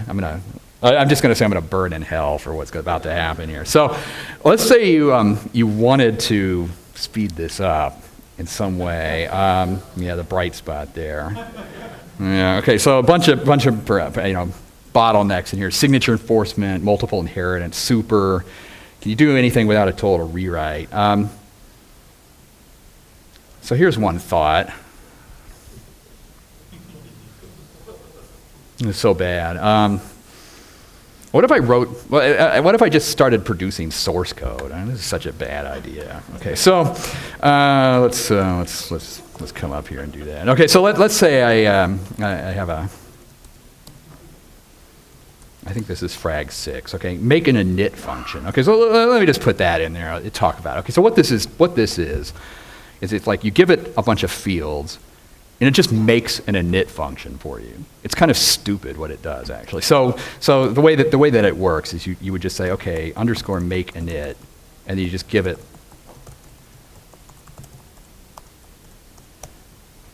Let me do a print on it so you can see it a little bit better. It's just like, okay, make an init function. There it is. Okay, so yeah, okay, you sort of see where this is going. You could say, okay, where's he going with that? Basically, you say, okay, I could take a list of fields and just make an init function. The obvious thing that I should do is just combine that with metaclasses. Let's just like put it in a metaclass. Okay, so what you could do here is you could say, okay, I just made like here. Okay, I just made the fields. So why don't I just come down here and just like make an init function? What I'll do is I'll just say, you know what, init code is equal to make init out of field. Actually, I do need to probably put a little check here. If there actually are any fields, I'll do this. So I'll just say, okay, make an init, make the init code, and why don't we just execute it in the class dictionary that just got created here? Okay, so I'll do global. I'm a little bit uncertain about that, but what I'll do is I'll just execute it in the class dictionary, and then I'll just pass it on to the thing there. Okay, so you're saying, oh God, I'm going to hell for that. Okay, so in theory, if this works, I should just be able to get rid of the init function here. Let's just delete it. Okay, time.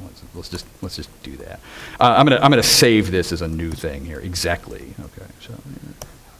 So all right. So what's going on here is it's gonna say, I'm gonna say, okay, I'm just gonna make an init function. Hope that the thing works. Actually, if I'm making an init function, I don't have to do the signature stuff anymore either.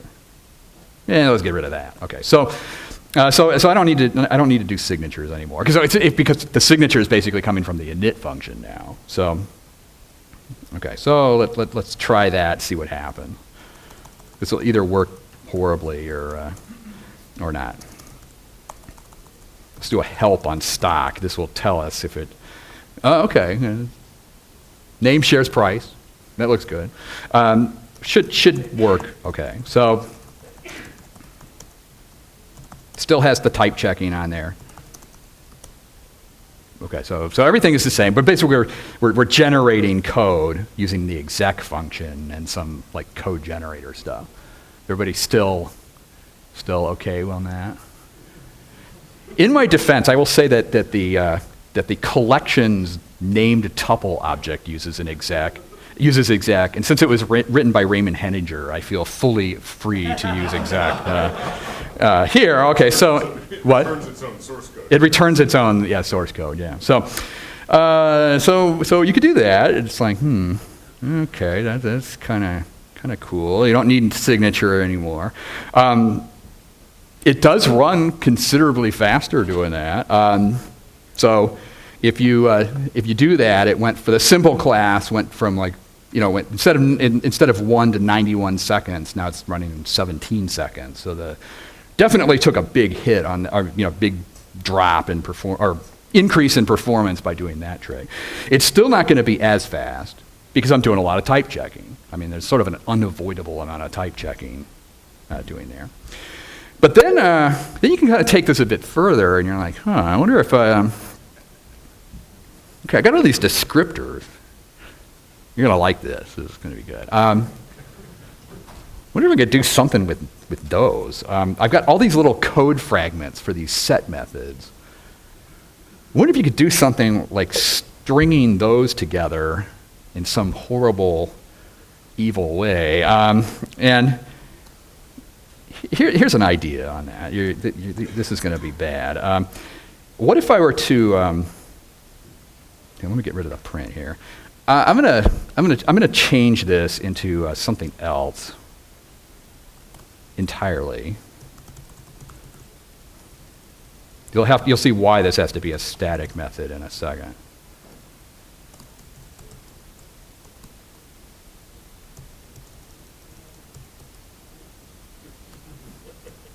You're like, oh, good God, what is he doing now there? Okay, so what I've done here is I got this like set code. I basically took the code and just put it into a string. I'm like, oh man, I'm gonna go do that for all of these. It'll take a minute here, but it'll give you time to have this sink in a little bit here. Okay, so I'm gonna start producing. I'm gonna start making the code basically as strings. This is so bad that it's good, basically. Okay, so I'm gonna get rid of the super here. Okay, so if super is gone, you'll see why in a second. Okay, so I'm going through all these classes, changing the set method into this like weird set code thing.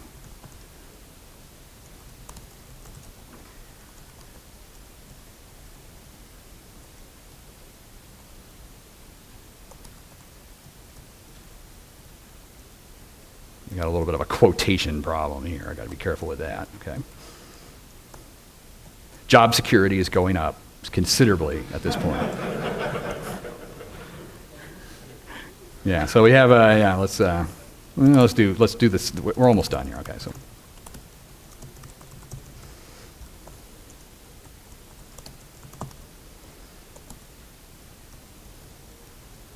I wonder what part of the Balmer curve we're on at this point. Let's see, if people know about that. Okay, getting rid of the super function too. Got to make sure that okay, get rid of that. And I think there's one more that I need to do here. Is there one more that I'm missing? Is that?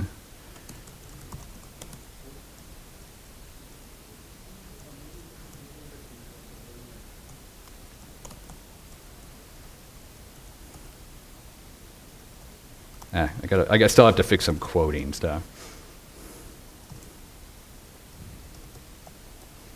Okay, so going through all the code, and it's like I basically changed all those into like I'm returning string code fragments. And you're like, oh man, okay, what in the world is that going about? And what is he doing here? So what I'm going to do is basically take like all those code. I have these functions that return like code fragments, just to sort of see what's going to happen here. Let me just run that kind of in its partial state here.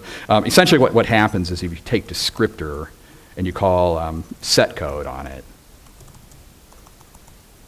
you get like a fragment of code, and then if you do like typed set code or like integer set code, let's just do that.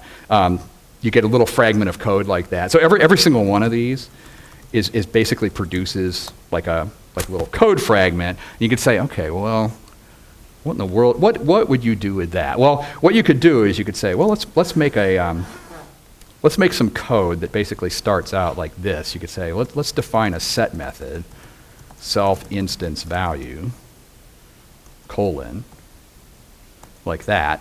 And then what you could do is you could say for class in like positive integer dot MRO.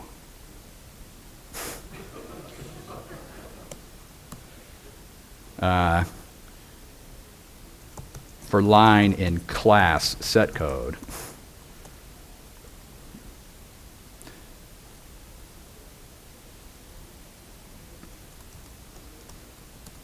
code append, I got to add like an indentation to it. That's kind of why I added that thing like that.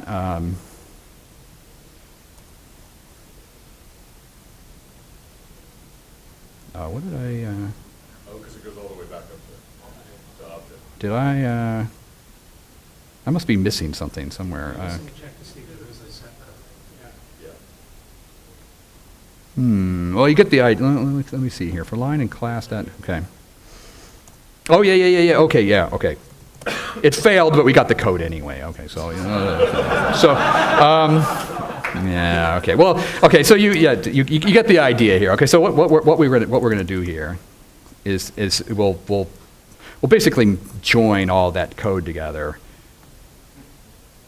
And you have this. Now, I kind of screwed it. There's a few things that are a little bit wonky here that I'm going to fix in a second. But you kind of get the idea where this thing is going. It's like, okay, I'm basically going to walk the MRO, and I'm going to like I'm basically going to concat a whole bunch of code together. And you're saying, oh, this is so wrong, so level here. So let me. I think I have the code for this. So let me pull this in here. Okay, so what I'm going to do is basically write like a little utility function that sort of says, okay, make setter. Okay, so this thing is going to make that set function. The only thing that's a little bit different about this one is that I actually only do it if it's actually literally in the class dictionary. This actually avoids some of the repetition, like getting it more than once. So it's going to go through there, make a whole bunch of code. Yeah, the flames are getting really, really hot now. Okay, so we're basically doing these set code methods, and then we're gonna have all the descriptors kind of go through there, combine all that code. And you're saying, okay, that's kind of interesting. You have the setter function there, but then we have to figure out some way to get this to work kind of in a nice way. Okay, so this is what it's doing, basically making the set function, and then. I don't know, anybody care to guess what is needed at this point? What? Yeah, you need the exec and other stuff. Yeah, what you really need here is actually another metaclass. Turns out you need a metaclass for your descriptors now. Okay, so you're gonna say, oh, okay, we're gonna make a metaclass type. Just let's do something like this. So what I'm going to do is I'm going to basically define this using an init function. You're going to say, okay, how is this going to work? Well, I'm going to basically this init is going to create the class. Okay, so let's just create the class first. And then what I'm going to do is execute that like set code thing. So what I'm going to do is I'm going to make like the code is going to be equal to make setter of myself. Okay, keep in mind with a meta class, it's like you're talking about the class. So this is going to make basically make the set code, and then I'm just going to execute the code. Yeah, I'm going to execute the code basically in the class. I'll do it in the class dictionary at this point. So we'll execute it in the dictionary. And let's just see what happens. Let's just see what happens with that. Actually, one thing that I know you have to do here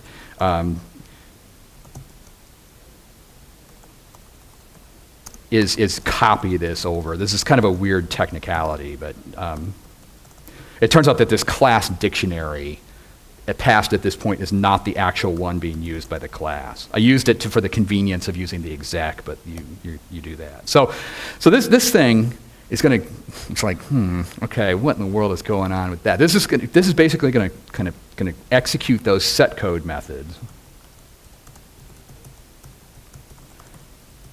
for me, and then produce a set function. There's so many things that are so wrong about this at this point, but that's what we're doing there. One little quiz question about this. This is for the experts. Why is this being done in the init function of a metaclass as opposed to the new function of a metaclass?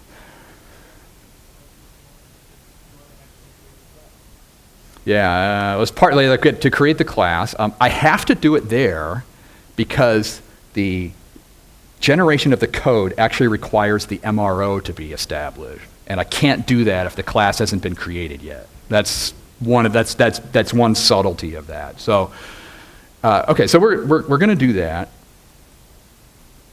I don't know. Let's just try it and see what happens. Okay, so this thing, just to be clear about what is going on, set attribute. Got a little typo there. Set attribute on myself here. Okay, that's.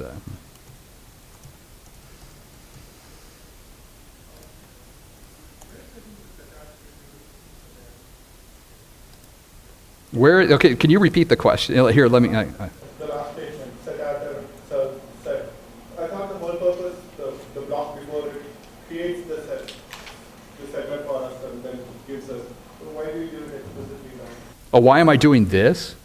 It turns out that when you create a class, Python often will copy the class dictionary into its own thing. I mean, it's sort of a it's sort of a subtle feature, but if you look at it like a typical class definition, like stock, underscore, there's your class. If you look at the underlying dictionary, it tends to kind of get wrapped up with some extra stuff. Like, I mean, you sort of see like, oh, it's a mapping proxy. It's like, okay, it's not really, it's like a mapping proxy object. You'll actually find that it's a read-only dictionary. Like, you can't put anything into it. You get like a type error. For various reasons, like when the class gets created, the dictionary that you initially received in a metaclass is not necessarily the one that's being used for the class. And so that's actually what's going on there. It's I'm using the dictionary that got passed in just to do the exec, mainly because I guess I'm being lazy. It's like, well, I already have a dictionary there, so I'll just use it. I use it to make the set function. So that is a little bit of a weird thing. It's like, I'm execing this thing, but then I got to copy it over. Okay. I'll just put a note, yes, this is weird. Okay, so yeah, so that's what's going on there. So what's going to happen with this? Okay, so assuming that this worked, and I'm not sure that it did, but we'll find out. Is you should be able to do the different sets. It's basically still working, but it's generating the code kind of on the fly there. Very scary. Now, one thing you might want to do, this is actually a little bit of a frightening thing. It's like, okay, you're making descriptors, but you're not using the underscore set method anymore. You're doing like code generation stuff. One possibility that you might want to account for is whether somebody would define like a traditional descriptor hanging off of that. Like if somebody were to say, well, here's my class, my descriptor inherits from descriptor, and then for some reason they didn't know that you were doing this like this horrible magic like that.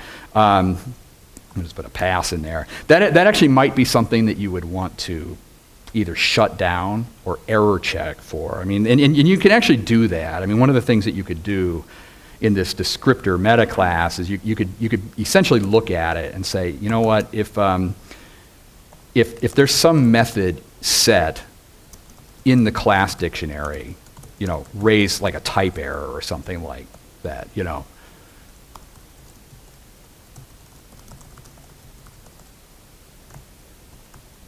Okay, so if you had something like that, let's see what happens. Now you get basically an exception saying, okay, well, this thing that you've defined is not proper according to what the coding convention is. So there are different things that you can do there. It is a little bit scary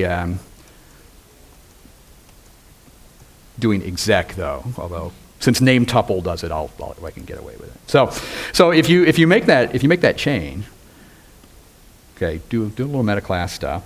A whole bunch of interesting stuff is happening. Just to be clear about it, the user of this has no idea whatsoever that this is going on. I mean, it's like they're using these classes I didn't make any change to the stock class. This is all behind the scenes magic in descriptors.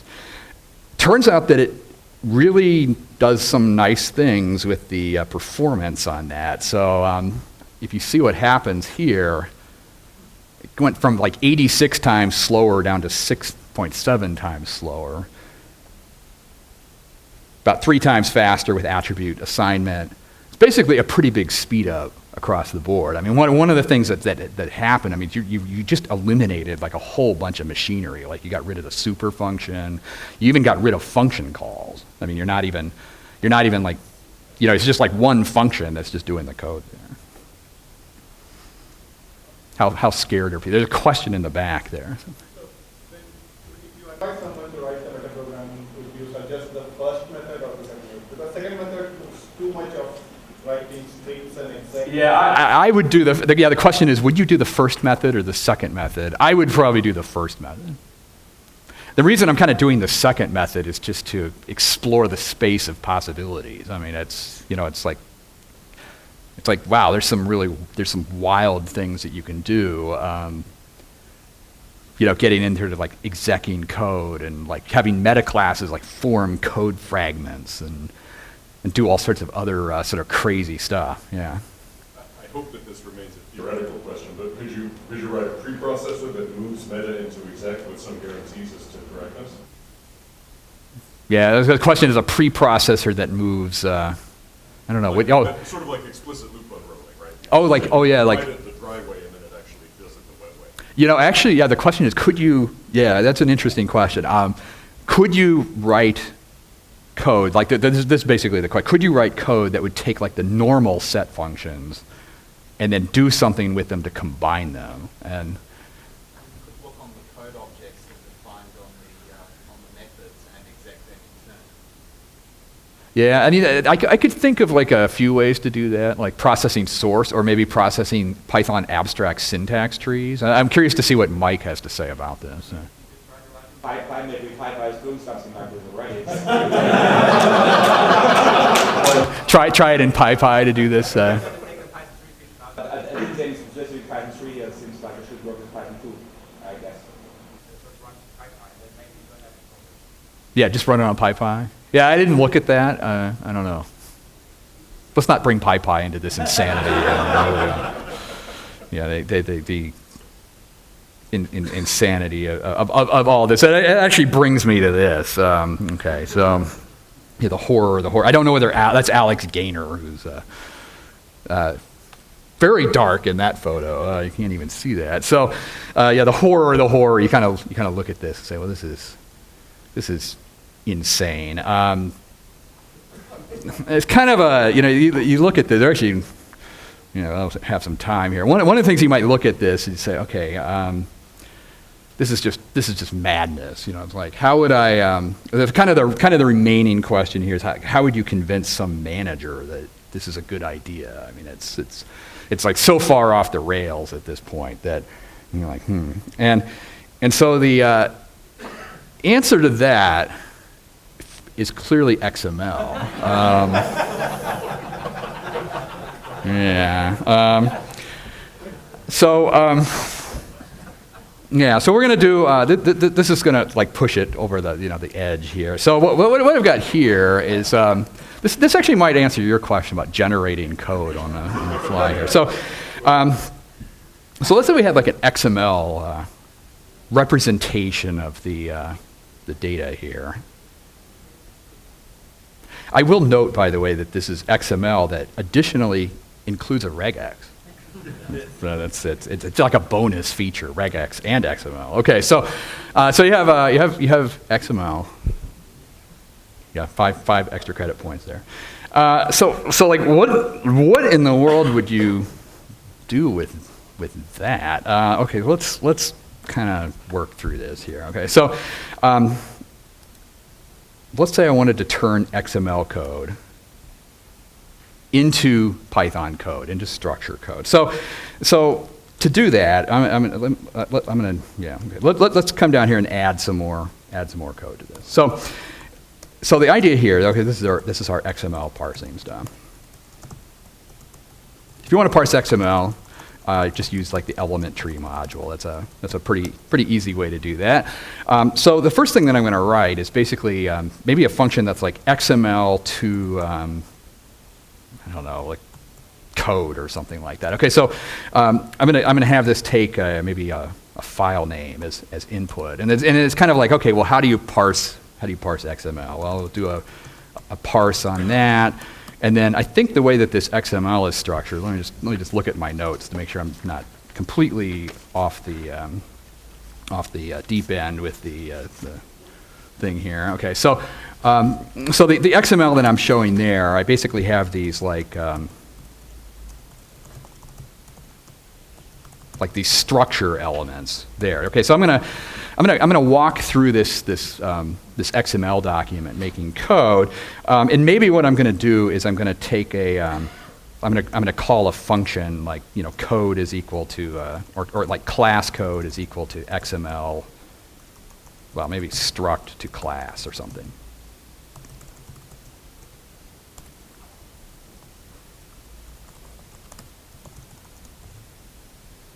I'm going to start off with some code here, and then I'll just kind of build it up. In code. Okay, so I'm going to kind of take this in little pieces here. Okay, so what this is doing is this is parsing a file name. It's going to walk through that, finding all the structures, and then it's going to try to like build up kind of like a code fragment from that. I'm going to write another utility function here, like struct to class, where you give it like a structure element, and then it's going to pull some things out of that. Like let me look at the schema here. Okay, so like the name attribute. Let's just start with that. I'll say structure.get name, and then I'll form some code here, basically saying, okay, this is going to be something called class with the name, inherits from structure, and I don't know. Let's just return that to start here. Okay, so this I'll build this up here. Okay, so we're going to start with that, and this is this XML file that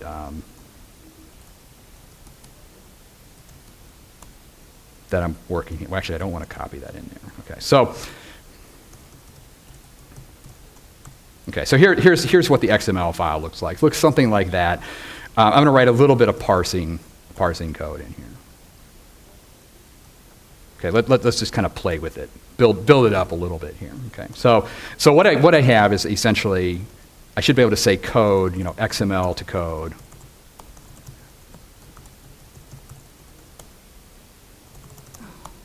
Let's see what we're getting. Okay, well, we're starting to basically make classes. I screwed up my formatting, but you know, there's other stuff that we need to do there. So we're going to start building up code from XML, from the name there. Then what we'll do here is basically do some more parsing to pull the fields off. So it turns out that in this, if we go back to this XML file, we've got all these like little field elements in there. So what I'm going to use those to generate more code. So I'm going to say for field in structure find all field. And then I'm going to start pulling some things off of this. So let's look at the XML. One of the things that's here is there's basically like a type attribute. That's basically the name of the descriptor. It's sort of saying, okay, there's sized regex strings, like pos integer, pos float. So let's sort of pull that off. So we'll say, okay, well, the data type is going to be field get type. Okay, and then let's look at what else is there. Oh, actually, it's wrong window there. So then we have some other fields. There's some optional like optional arguments there. All right, okay, so let's try to pull some of this off. So the I'll say options is equal to well, I'll say value for key value in field items. This is a little bit of XML parsing, but what I'm doing here is I'm essentially saying, okay, give me all the things that are not the type. The type is kind of extra there. Okay, so this is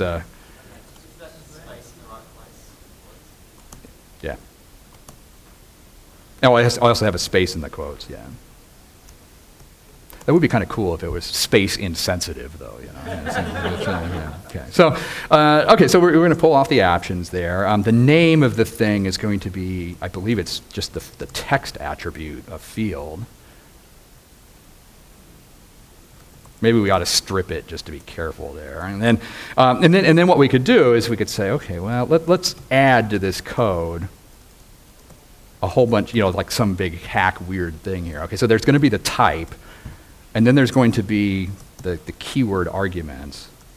And then it's going to look something like that. Name is equal to type with some args. So we're going to have the name, we're going to have the data type, and then I'm going to do some horrible thing with the options there. Okay, so we're kind of building this thing up. Let's just try it out and see what happens here. Okay, so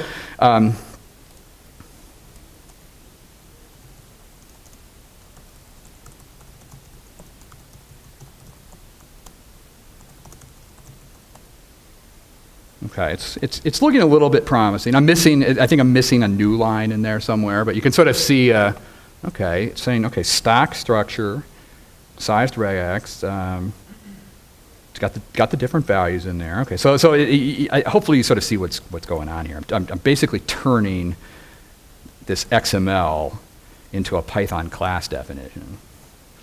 There is a method to this madness, by the way. I'll get to in a second here. So.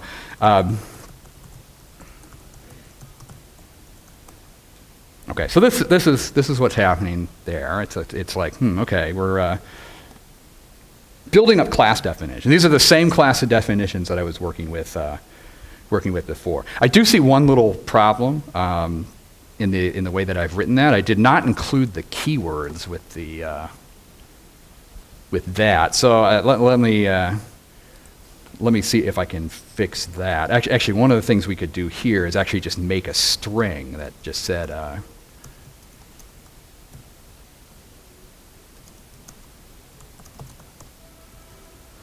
Like that. So let's try that.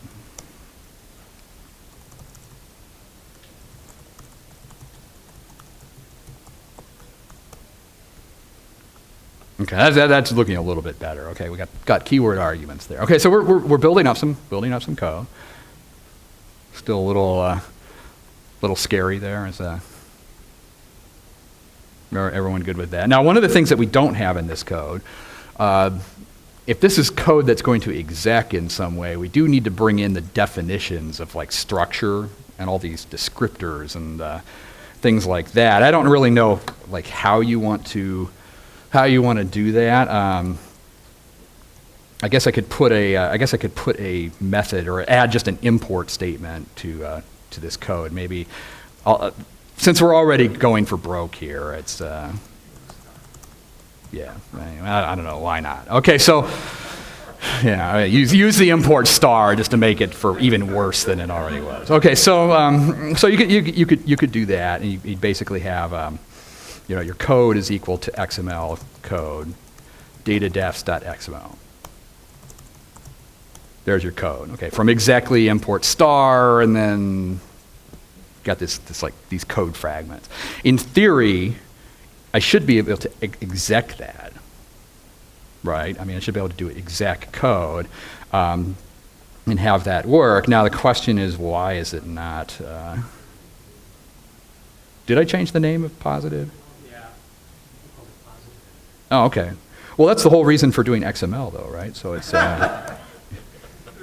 you can change the name of things without having to change the code, right? That's the. Yeah. Okay. So. Yeah. Okay. so bad. Okay. You could tell your manager that. Yeah. Okay.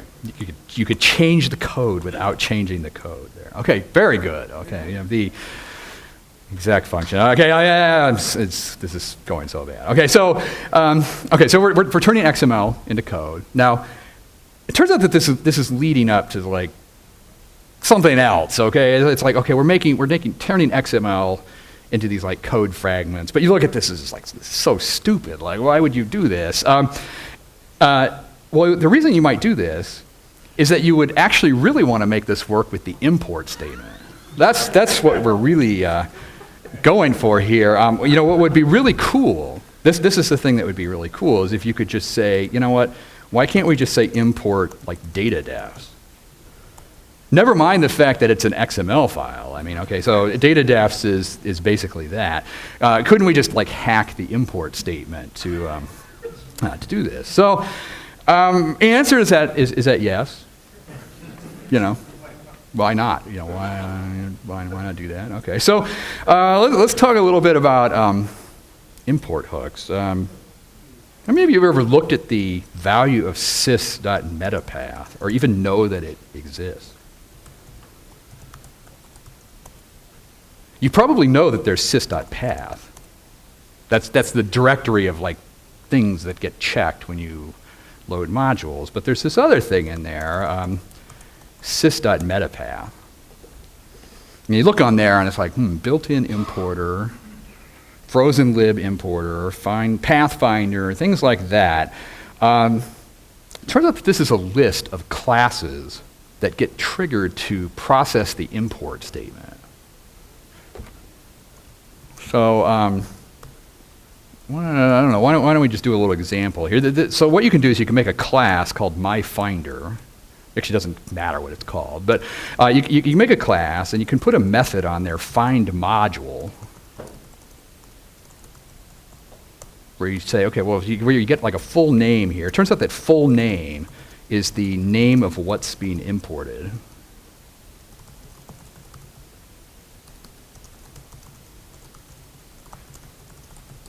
And path is basically the path setting for packages, actually. So that's a subtlety there. Let me just do a printout of what's going on here. Okay, I'm going to print these out. Full name path, and I'm actually just going to return none because I don't know what to do yet. Okay, so let's say you made a class like that, and then let's say you decided to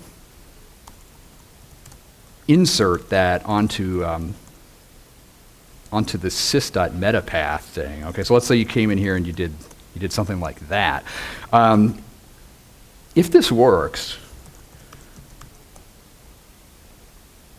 you're going to start seeing print statements that just printed out. It said math none there. We should bring threads into this.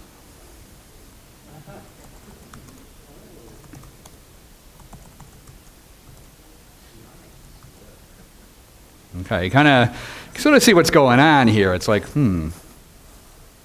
okay, I'm intercepting the import statement. Everyone kind of see that? All right, so what could you do with that? Okay, so so maybe I could come back to my exactly thing here. Actually, I'm going to change the name of it to importly because we're doing import here. Okay, so let's do imports here. So you could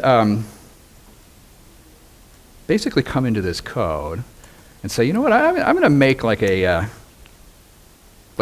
special like struct import finder or something like that. So I'm going to make a finder class that just implements this find module thing along with path here. And then you could say, well, okay, how is this supposed to work? Okay, so what we're gonna do here, here's the theory of operation here, okay?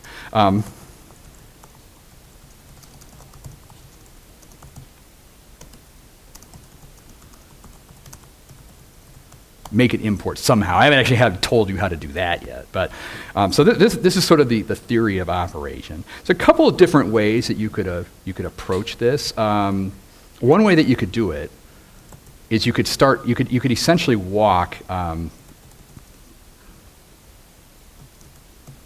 down system path.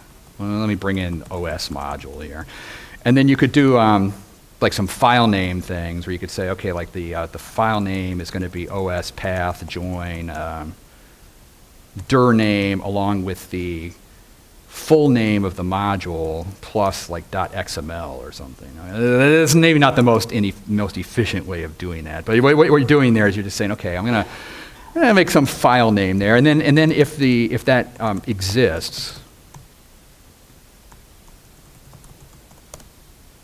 we're gonna load XML. Let me just put like I'm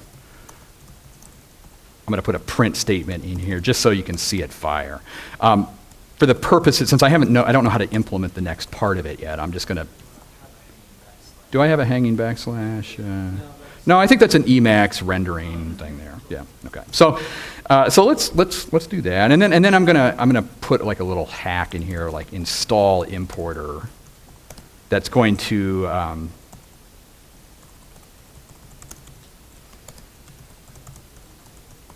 just append this like struct importer thing on here, or struct finder. Okay.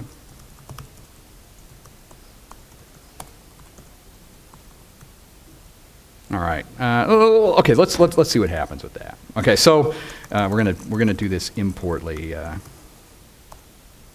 .py here. So if that works, first of all, I haven't installed it. So if I do import data defs, it's can't find it. But let's do the install importer. By doing that. We should see our thing kind of sitting there, okay? So it's like, okay, struct finder sitting on the end. And if we import data defs, it printed it out. It basically didn't find it because I haven't told it how to find it yet. But you see this here. It says, if you look carefully, it says loading XML data defs .xml. Okay, so it did find a file name match. And you're like, okay.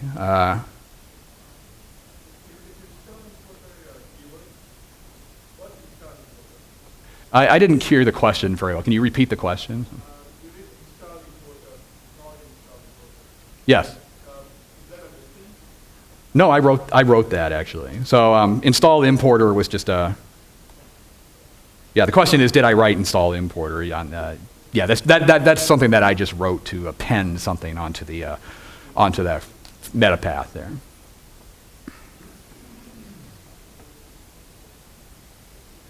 Yeah, I'm actually a little bit curious. How many people have seen this metapath thing before? Just so you know, this is in Python 2.6 too, and possibly in 2. I'm not sure about 2.5, but it's definitely in 2. Is it in 2.5? It's been there for a while.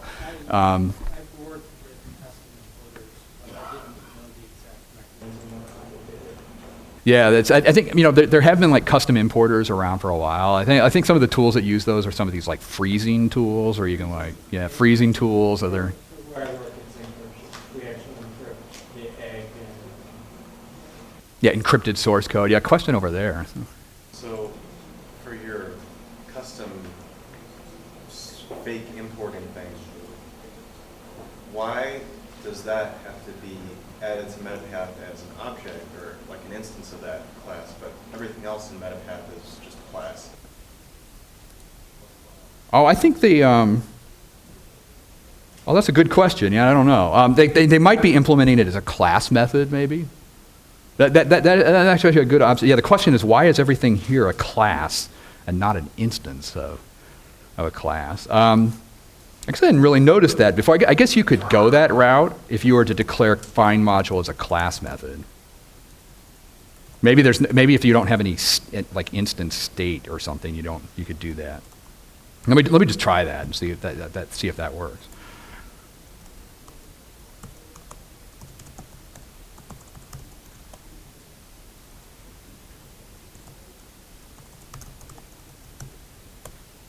Yeah, it still works. I mean, they've probably defined that as a class method of some kind. I actually have to admit, I never noticed that before. So I just know that whatever is in the meta path has to support a find module method, whatever it happens to be. So whatever thing is in there. Now there was a question over here too.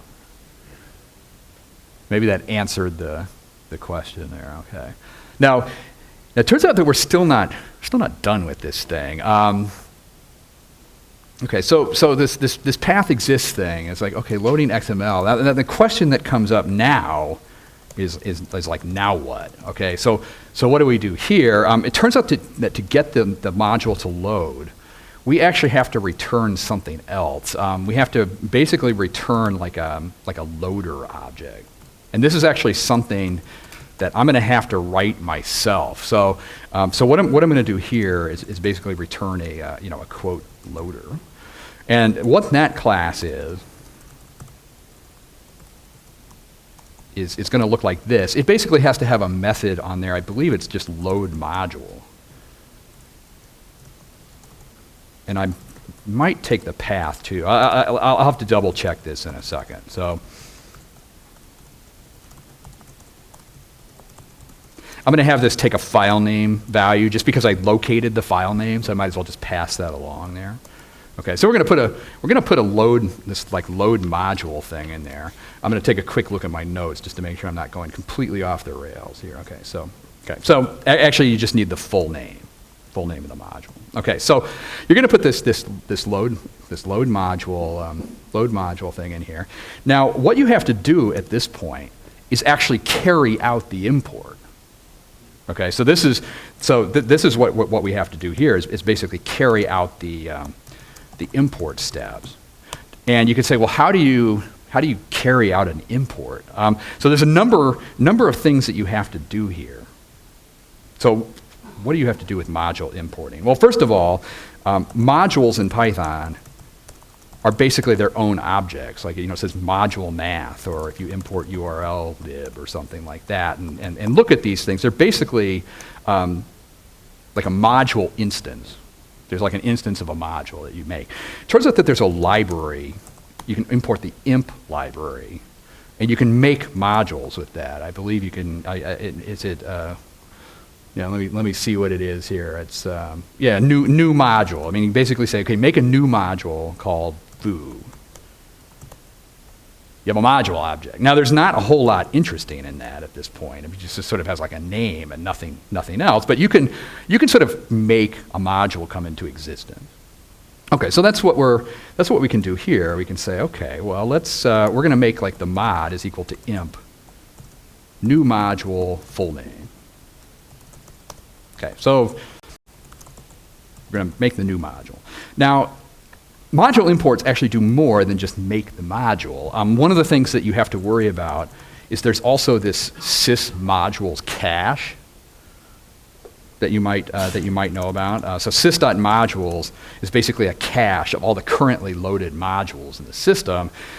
In order to do an import, you actually have to maintain that cache if you want to. I mean, you could not if you chose not to, but generally you do. So what you're going to do is you're going to make a module, and then what you have to do basically at this point is insert it into the module path. Now it turns out that there is sort of a weird technicality here that if the module already exists in the module cache, you're supposed to reuse it. I mean, this is all this like module reloading, using the same module, that sort of stuff. So you basically have to do some things here. So let me import sys here. So what we're going to do is sys modules full name equals mod. Maybe if the full name is already in.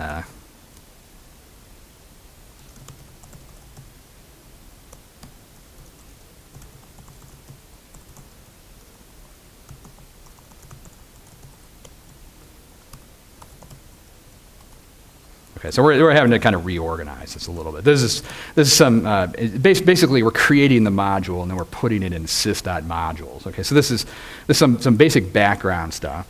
Then what we have to do once we bring the module in is we need to set a few parameters. One of the things that we need to do is basically set the file parameter of where this thing came from. Another thing that you need to do is set like what loader is used to make this thing. So you're gonna set up some things like this, and then return the module back. Okay, so this is what's going to happen in this load module thing. So let me actually try this real quick without doing much of anything yet. Okay, so we're gonna write this loader that's basically making a module.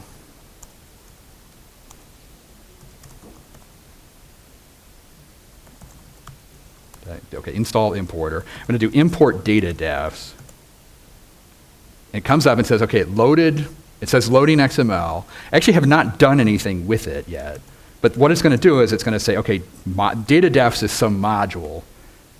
And it comes up and says, oh, it's from the file datadefs.xml. This is probably the worst nightmare that you would ever have, right? It's like you're looking at your Python code and it's telling you that the source code for your module is an XML file. That's okay. So you have that.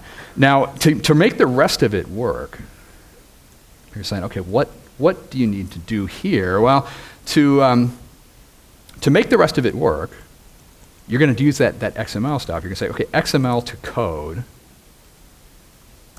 file name. That's essentially using this thing that we just did up here, the XML parser. So we're going to read that code and parse it and turn it into a code fragment. And then what do you do with that? Well, you just exec it in the module dictionary.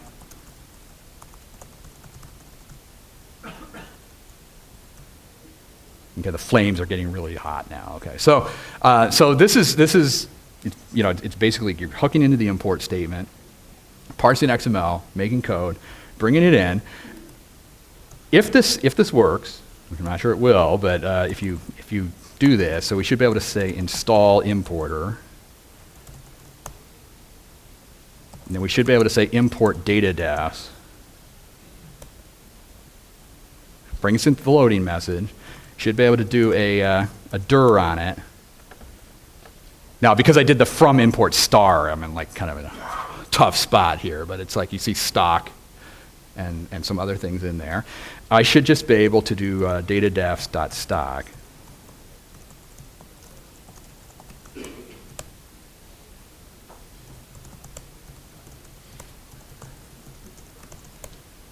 Okay, so yeah. Okay. So you've sort of so now what you've got. Okay. And again, the source, your data defs, that's in the datadefs.xml file there. So many things wrong with this on so many levels there. What? Tried it. Can you repeat that again?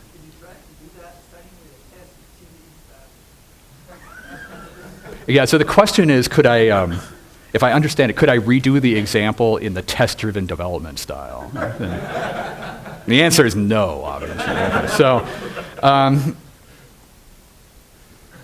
all right, so a whole bunch of stuff here. You're like, oh man. Okay, so we're basically hooking into this this structure importing machinery. One little thing about some of this import hook stuff is Python 3.3 really builds that out in a big way. I mean, actually, one of the big changes in Python 3 is that the entire import machinery for Python itself has been implemented in Python using the import hook machinery.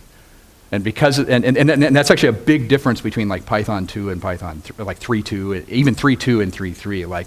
Like if you look at this meta path, you see things like, oh, it's frozen, built-in importer, frozen importer, pathfinder, and so forth. If you switch Python versions, like, you just go to Python 2.7 or something, and you look at that meta path, it's just empty.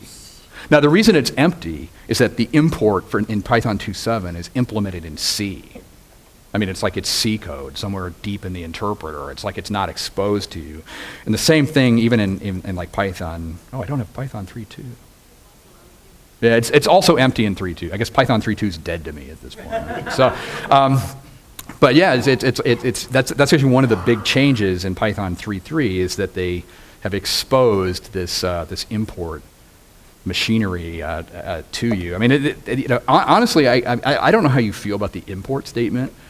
I think it's actually one of the most mysterious black voodoo art things in Python. I mean, it's like, I just look at it and it's like, how in the world do imports work? I mean, it's, actually, I think Brett is somebody, I think one of the core developers is giving like a talk at the conference about how does the import statement work. And he showed me some part of it at one point. It was like this huge diagram of all these arrows and like font so small that I had to like blow it up bigger to sort of see what's going on. But the import statement, very, very mysterious. And that's actually one of the big changes in this Python 3 is basically exposing the import machinery in a more coherent way. I mean, this is documented better. There's like more of a precise procedure that these things are supposed to follow. There's different things that you can do with it. Did some experimentation over the summer of importing LLVM bit code directly into Python using import hooks. And it was like, that's kind of its own scary little project there. But If you convince yourself it was a good idea, you could directly import, say, a SQLite file and have the ORM all set up for you. yeah, okay. Yeah. I don't know, is Peter Wang here actually? I don't. He pulled me, so Peter is one of the continuum analytic guys. I think he pulled me aside at some conference last year and he was exploring some idea of using import hooks to directly embed SQL right into the middle of Python source. Like, I don't know exactly the detail of that, but it was kind of the idea is, you could have like source code that would just suddenly switch context to do SQL, and he was doing some crazy import source parsing, some source parsing thing. I don't know really what happened with that, but I was sort of horrified at the time, and so forth. So what we've got here, basically importing modules from XML with regex in there, and metaclasses and all sorts of other stuff. I think if you, I don't know whether the import, if you do the get source on this stuff, it actually might show you the XML. Let me actually try that.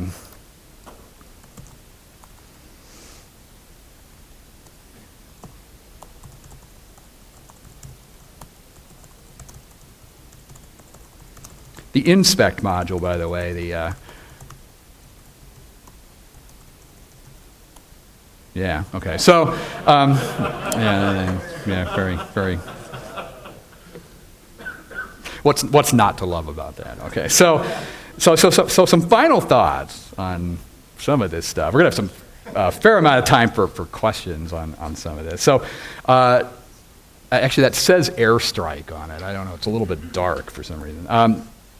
There's a lot of very powerful things you can do with some of this metaprogramming stuff. I think if there's takeaway, you can have like descriptors as building blocks, hiding a lot of annoying details, code generation, hooking into import, all sorts of interesting things. And one thing you could think about with this is, is this tutorial, is it just one gigantic hack? Or is Python 3 designed to do this stuff? And I would actually make the claim that Python 3 is they're actually thinking about this kind of stuff to make it work nicely. I mean, there's a lot of this like advanced metaclass stuff with the prepare method. You have signatures, you have import hooks, some of the keyword-only arguments.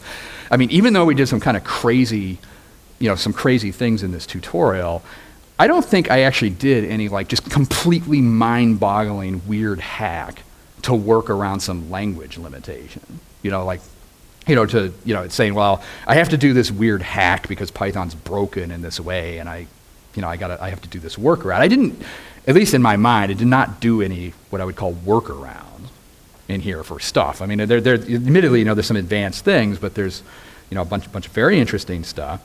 I think there's a lot of little things in Python, or at least Python 3, that just become easier. I mean, there's like tons and tons of like little subtle stuff like that, like the keyword-only arguments.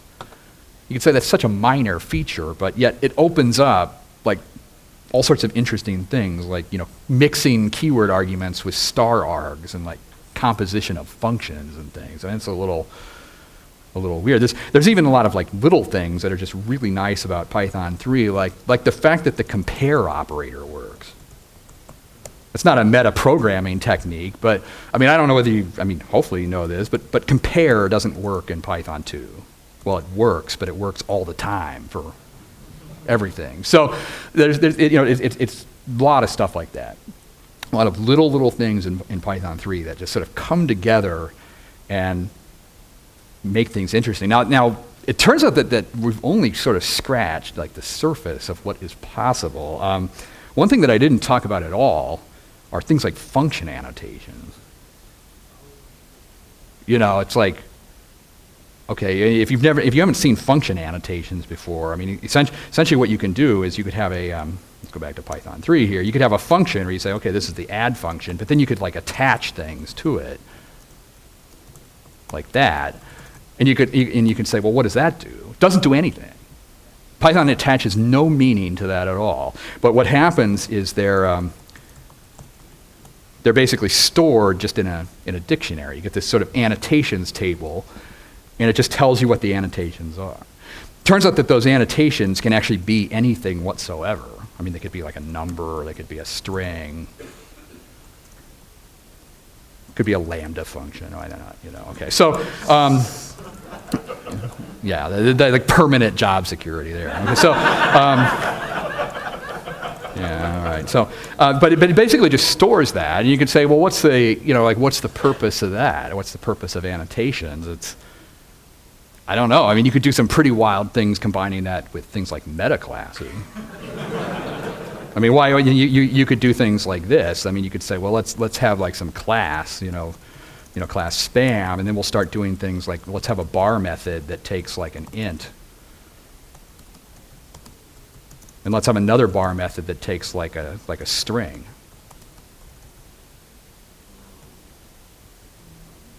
And you could say, well, how?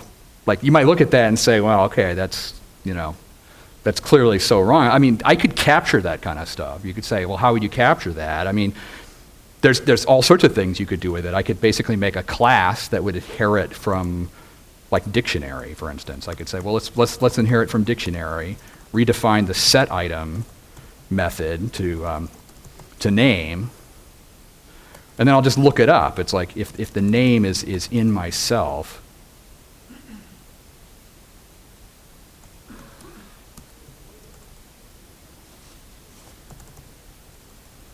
And then, so yeah, if the name is in my, I have to think about this. Okay, so I'm going to basically look it up, say if I already have the name in myself, then what I'm going to do is basically pull out the value. So I'm going to say, okay, let's pull out the value here.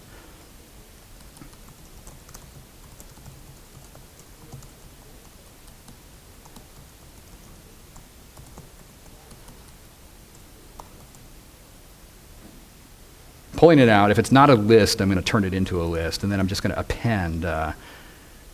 Actually, I've screwed this up because I don't have that value there. Okay, so okay, I'm gonna have to fix this in a second here. Okay, so let me fix this real quick. So hopefully people see what I screwed up there. It's I forgot to put in the value there. So.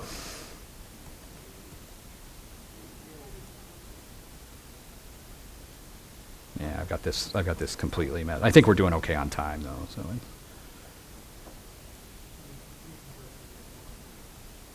Hey, what? Val is the thing that was being pulled out there. It's it's not good style here, but.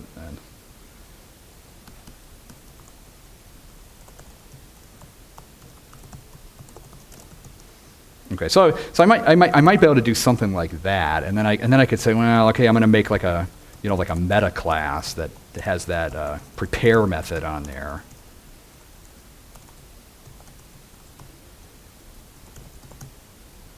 Actually, I believe it just takes like the class name.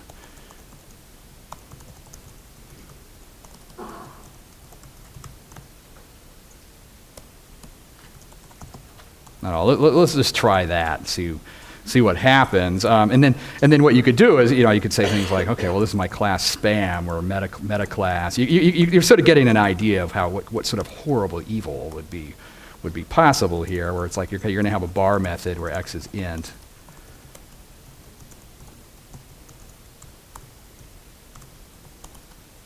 Let's just see what happens there. Okay, well.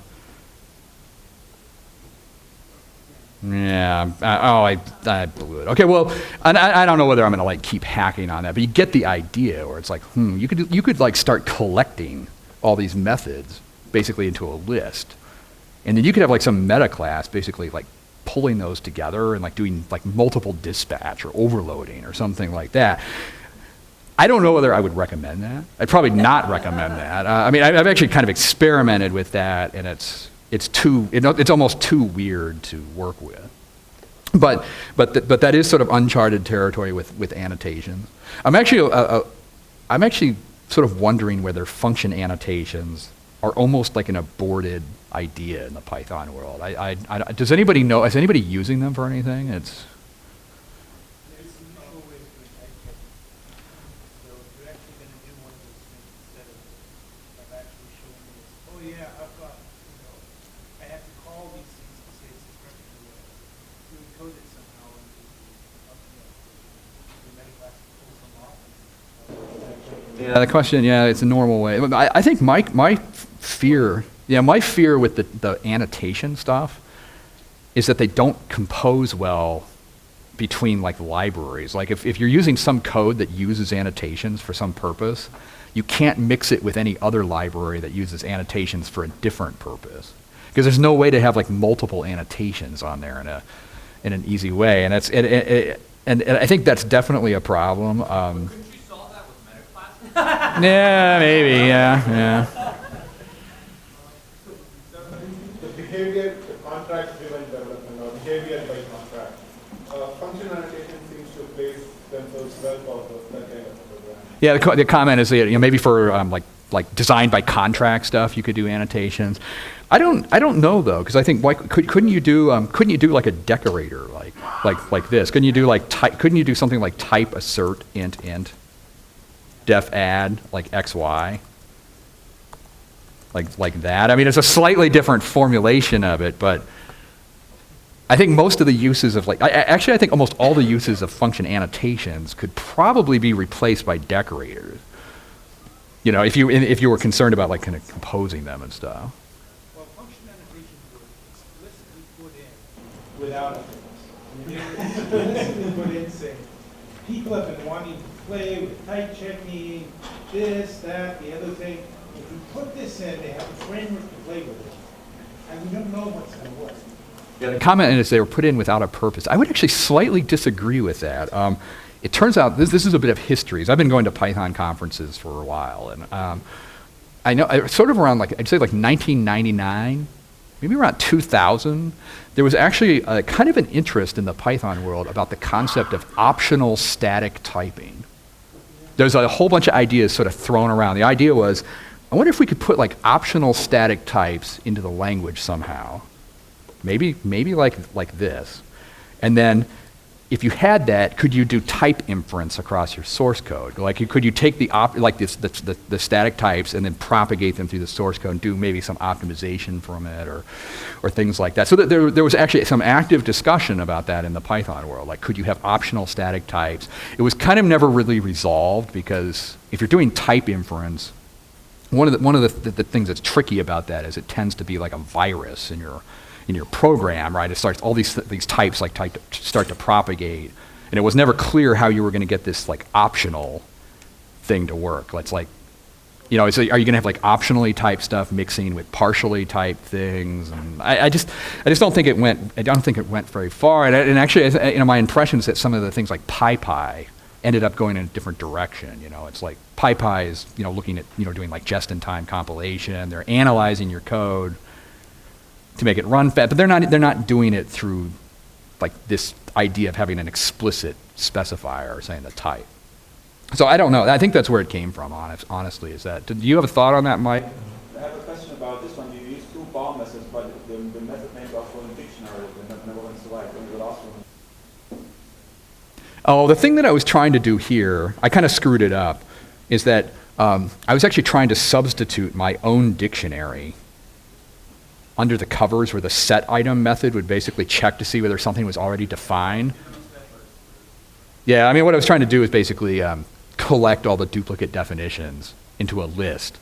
And then what I would end up doing with that list or something afterwards is basically processing it through a metaclass or something. I would have some piece of the code that would look at that and say, oh, there's multiple definitions for this. And that would stop the second step from cleanly overriding the first step. Yeah, right. Just the fact that you're collecting them would, right. So yeah, there are some interesting things there. Some other uncharted territory things are the use of non-local variables in closures and stuff. There's some pretty unusual things with that. Actually, Raymond Henninger has this really interesting recipe on the Active State site where he basically lets you define, almost look like class definitions, but entirely using functions. You make like a function that you have a whole bunch of inner methods, and then using non-local variables, it sort of creates instances and looks like classes. Very sort of intriguing code. There's also a variety of things like, obviously, like context managers. There's some weird thing. We didn't talk about that. To make the PyPy guys happy, you could start getting into things like frame hacking. That's probably a really bad idea. That basically modifying things like stack frames. Some other things that are kind of interesting is Python has the ability to parse its own source code. I don't know if you've messed around with that, but there's like the AST module where you could write out some code, like, you know, let's say you had some code fragment like that. You could actually do like an AST parse on that. Okay, basically parsing that, and it would actually turn into, you know, I think there's like a AST, like there's a utility method dump that would do that. It'll actually take the source code down into sort of like a structure, sort of describing it. You could write tools that go into that and like walk through the source code and do like tree rewriting of the source code. You do analysis of the source code. Like one potential possibility is you could use that. Like here's a theory. Like I could like in this descriptor code that I did with all the execs. Okay, this set code thing that I was messing around with here. Maybe instead what I could do is take like the AST module, pull off the source code for a properly written set method, go in there, analyze it, maybe find like the super calls, and then take them out and then like rewrite the method. I mean, I don't know, you know, in theory it's possible. Like, can you go from an AST back to code? Oh yeah. If you want to go back, if you want to take an AST and you take it to code, you just basically compile it. Oh, you need like a file name, so. And you also need it's been a while since you've used the compile function. Okay, so, but yeah, you can just compile like an AST and then take it down. So, variety of sort of crazy things. Now, as far as like kind of some final comments, okay, we've done all this sort of nutty stuff. You know, it's like, should you do any of this stuff? I don't think this metaprogramming stuff is what I would use for like normal coding. I don't know what normal means, but if I'm just writing some script to process a log file or something, I'm not gonna do this. Framework code, library code, maybe a different story. I mean, you're probably using a lot of frameworks already that are doing stuff like this, but you don't realize it. Right now, there's a lot of activity, for instance, in like the science community with doing some of this metaprogramming stuff. If you look at things like the Numba project, where it's like, you know, you decorate Python functions and it's like turning that into LLVM code, runs super fast. I mean, that's some really advanced stuff. There's some really neat stuff that you can do with that. So I think with that, I mean, we're basically out of time. We have like 5 minutes left. That's essentially the end of it. So I'd just like to thank everybody for coming. I hope you learned a few things. The Python cookbook coming out has all sorts of Python 3 stuff in there. Just a little bit about that book. That's basically, it's a ground up, clean rewrite of the Python cookbook, going from the perspective of, given a problem, how would you solve it in the most modern way possible in Python 3.3? It has a very interesting sort of spin on it.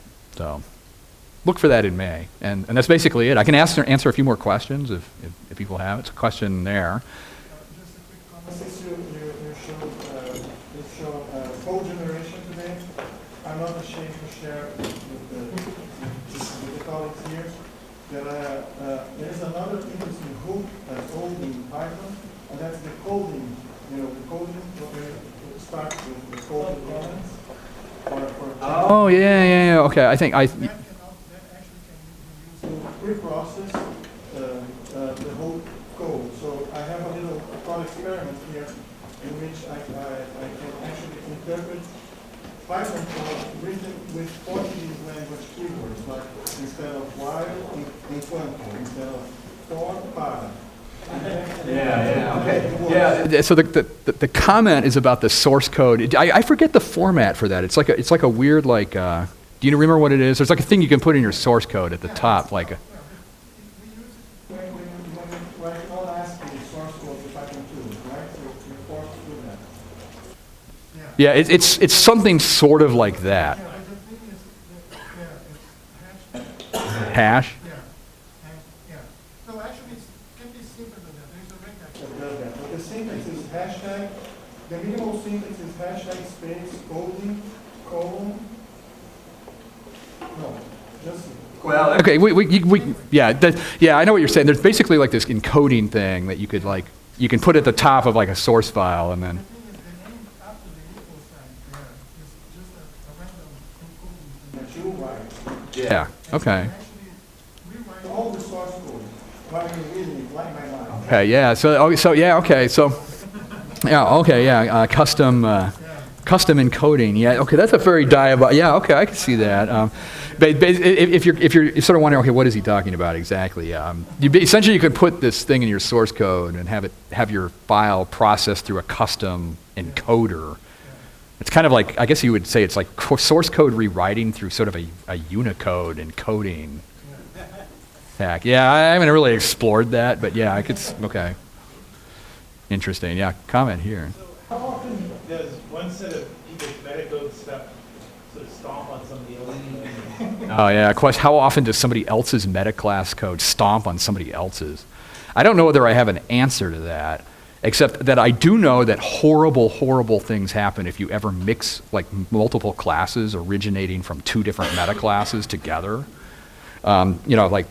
Actually, I might be able to do that here. Like if you had like this positive integer class, let me. Okay, this was positive. Was it pos integer or positive? I think it was positive integer. So let's say you had some class like that, and then you decided for some reason that I don't. Do you guys know about the ABC module, the like abstract base class module? I mean, you could have.